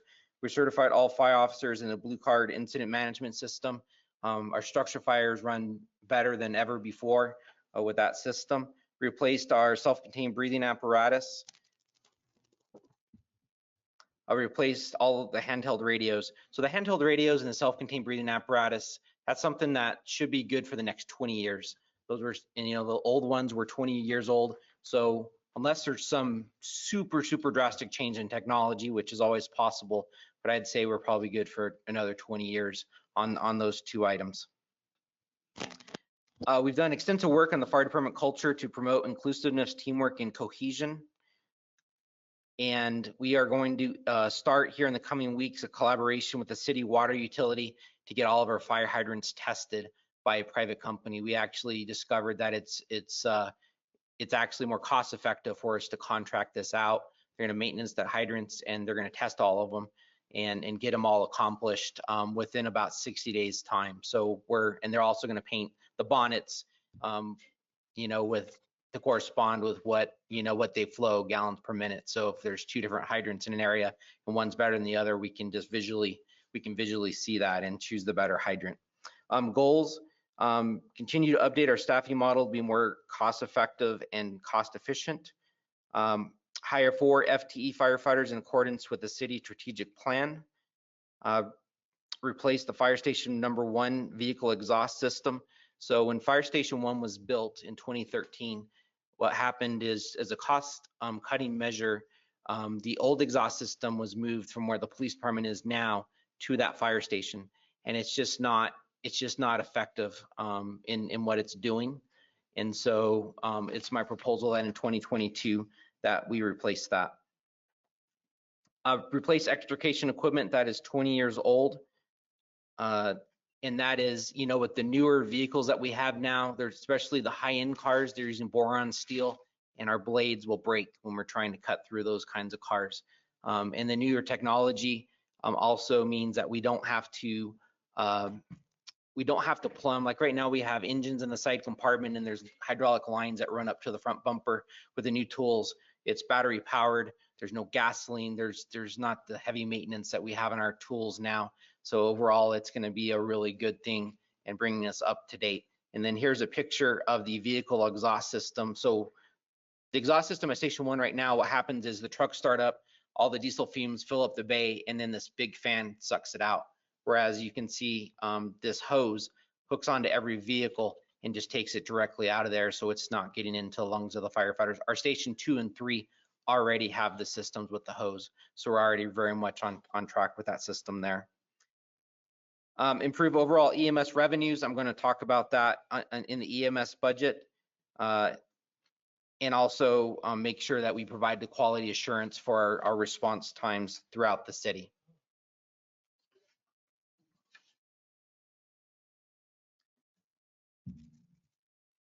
And budget staying the same there.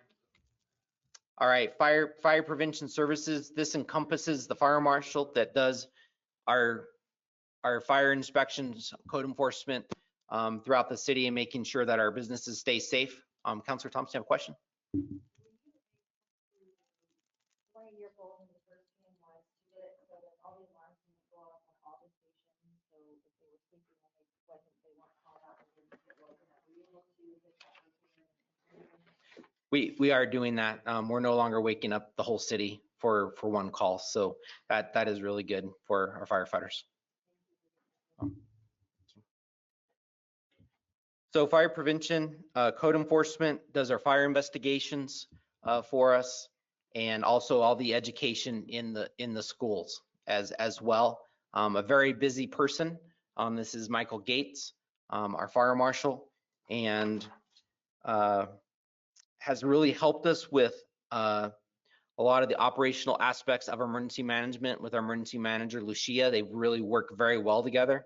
That's worked really well for the city. We did not do any fire prevention education in the schools due to the COVID pandemic. A few of the goals is to put a fire inspector in fire prevention, but we are paying for that by leaving a position vacant. So it's cost neutral to the city. In sending the fire marshal and that person to more training as well. And then on to the volunteer fund.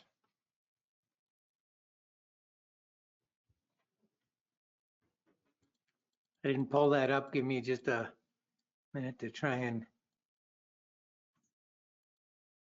It looks like it wasn't connected to, wasn't connected to the table of contents. So let me go into stories here.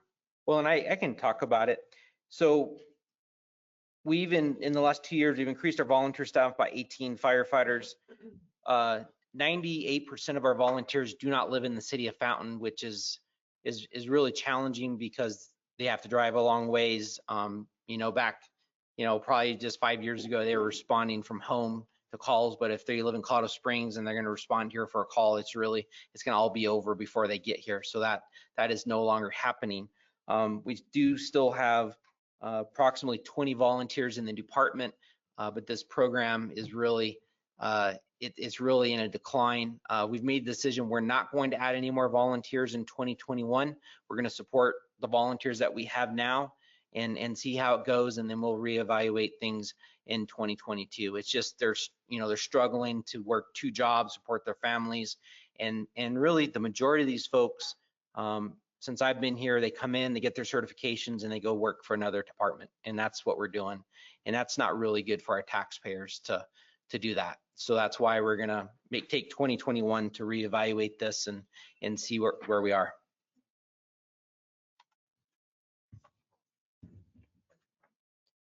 And as you can see, it's a very small budget. So would you like me to pull up ambulance? Yes, please.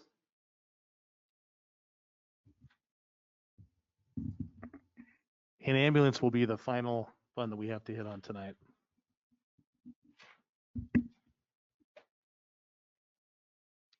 So one thing that I know is really important to council and to city management since I've been here was really looking at what are we doing on the ambulance revenues and whatnot. And so we've done several things there.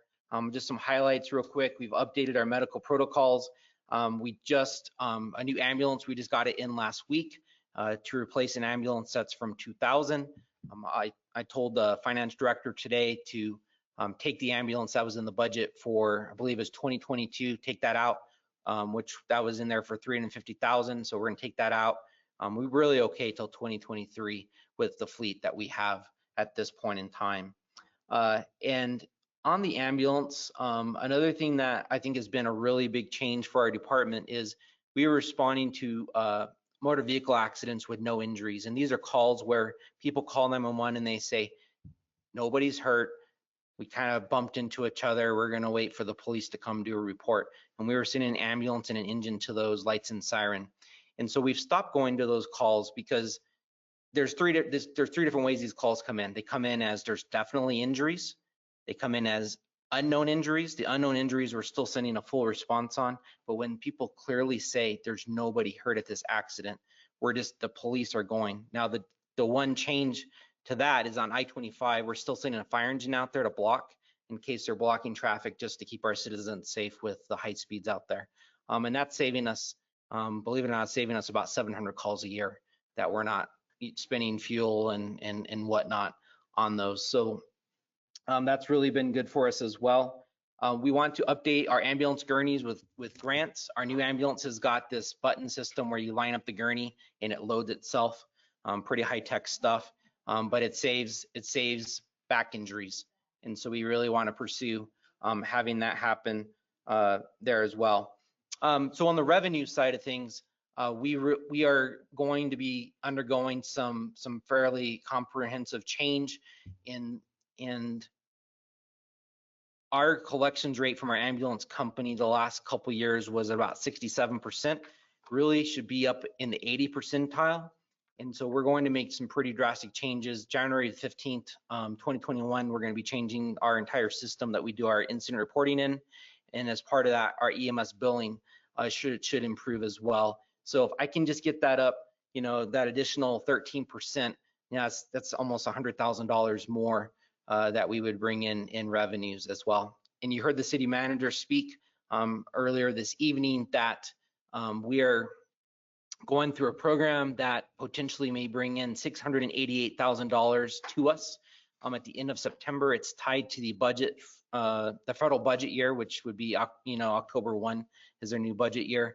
And what this program does is it's designed to offset the costs. So what we did is we did a study, and we found out our true ambulance cost is X. And then Medicare and Medicaid reimburse us so much. And so this federal program is designed to make up the difference in what our true cost is here versus what we're getting reimbursed. And that's how the 688,000 came about. So we expect that to happen here at the end of September is the time that we expect for that to happen. With the ambulance revenues, just like I said, we're expecting some pretty drastic improvement on things. We really need to do that. I'm working with finance very heavily on this to make sure we get this. And we really think the ambulance fund overall, that there, if this everything goes according to plan, there would no longer be some money going from the general fund like it is now at the end of the year to make things happen. And with that, is there any? Yes.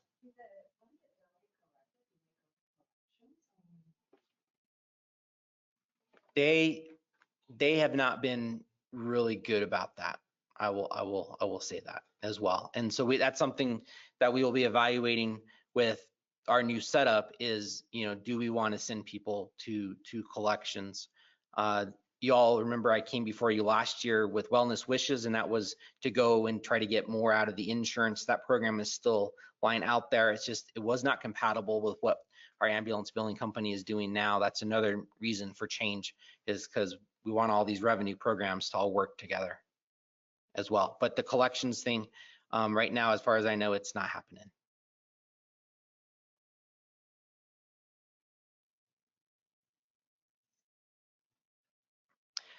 So you heard in there that there is the 4 firefighter positions that were in the strategic plan. I believe the cost of that is $420,000. I know that there's a lot of things going on this evening, and so the one thing I would say is, I've just thought of some other things, being a big picture person and not just being the fire chief here, and overall best for the city. And the one thing I would say is we do need those positions in the long run. I really would like them to please stay on the radar of things. But the one thing that I think could be accomplished in the first quarter of 2021 would be we actually staff 11 people a day, and we have a shift that is short a person, and has been since, as Shauna was mentioning earlier, we transferred somebody off a shift and we've never filled that position. So for, I think it's 5 years now, we've had overtime every day for that position for 5 years. And so we are, I did the numbers earlier, we are in essence paying probably around $70,000 a year to do overtime and per diems and whatnot for that position. So if we were to get that one position and even out our shifts, I think that's a good start. And it's not too much more money versus what we're doing now. Without that position being staffed, we would have one person on an ambulance or one person on a fire engine, and we can't do that.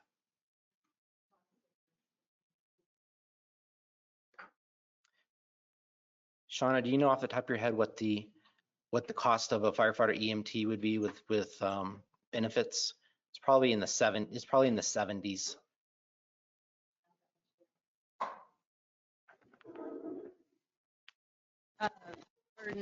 Firefighter EMT, $100,000. Are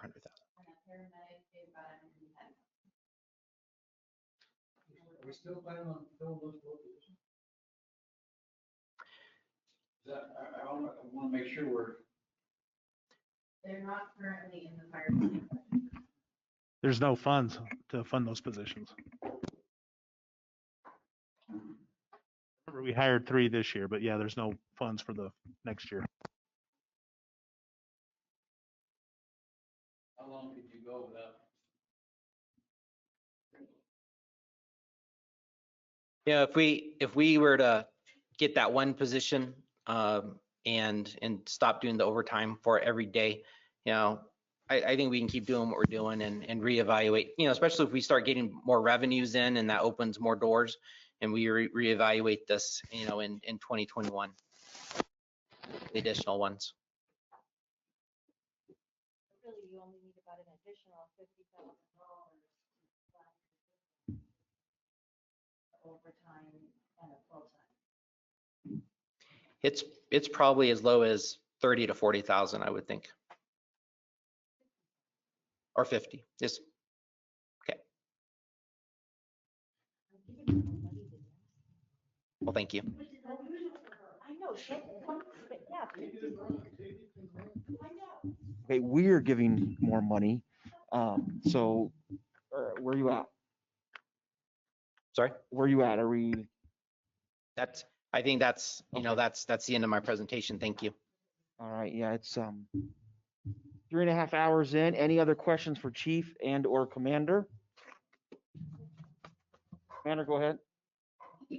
I just wanted to add one thing. The program, the agency that Troy was talking about coming into the court, which is the tax revenue, and the marijuana tax revenue. The other thing that does, it brings resources to the whole family. So it will help the families that are really in need within the city of Fountain. And I think it's going to be a huge benefit to us as a city.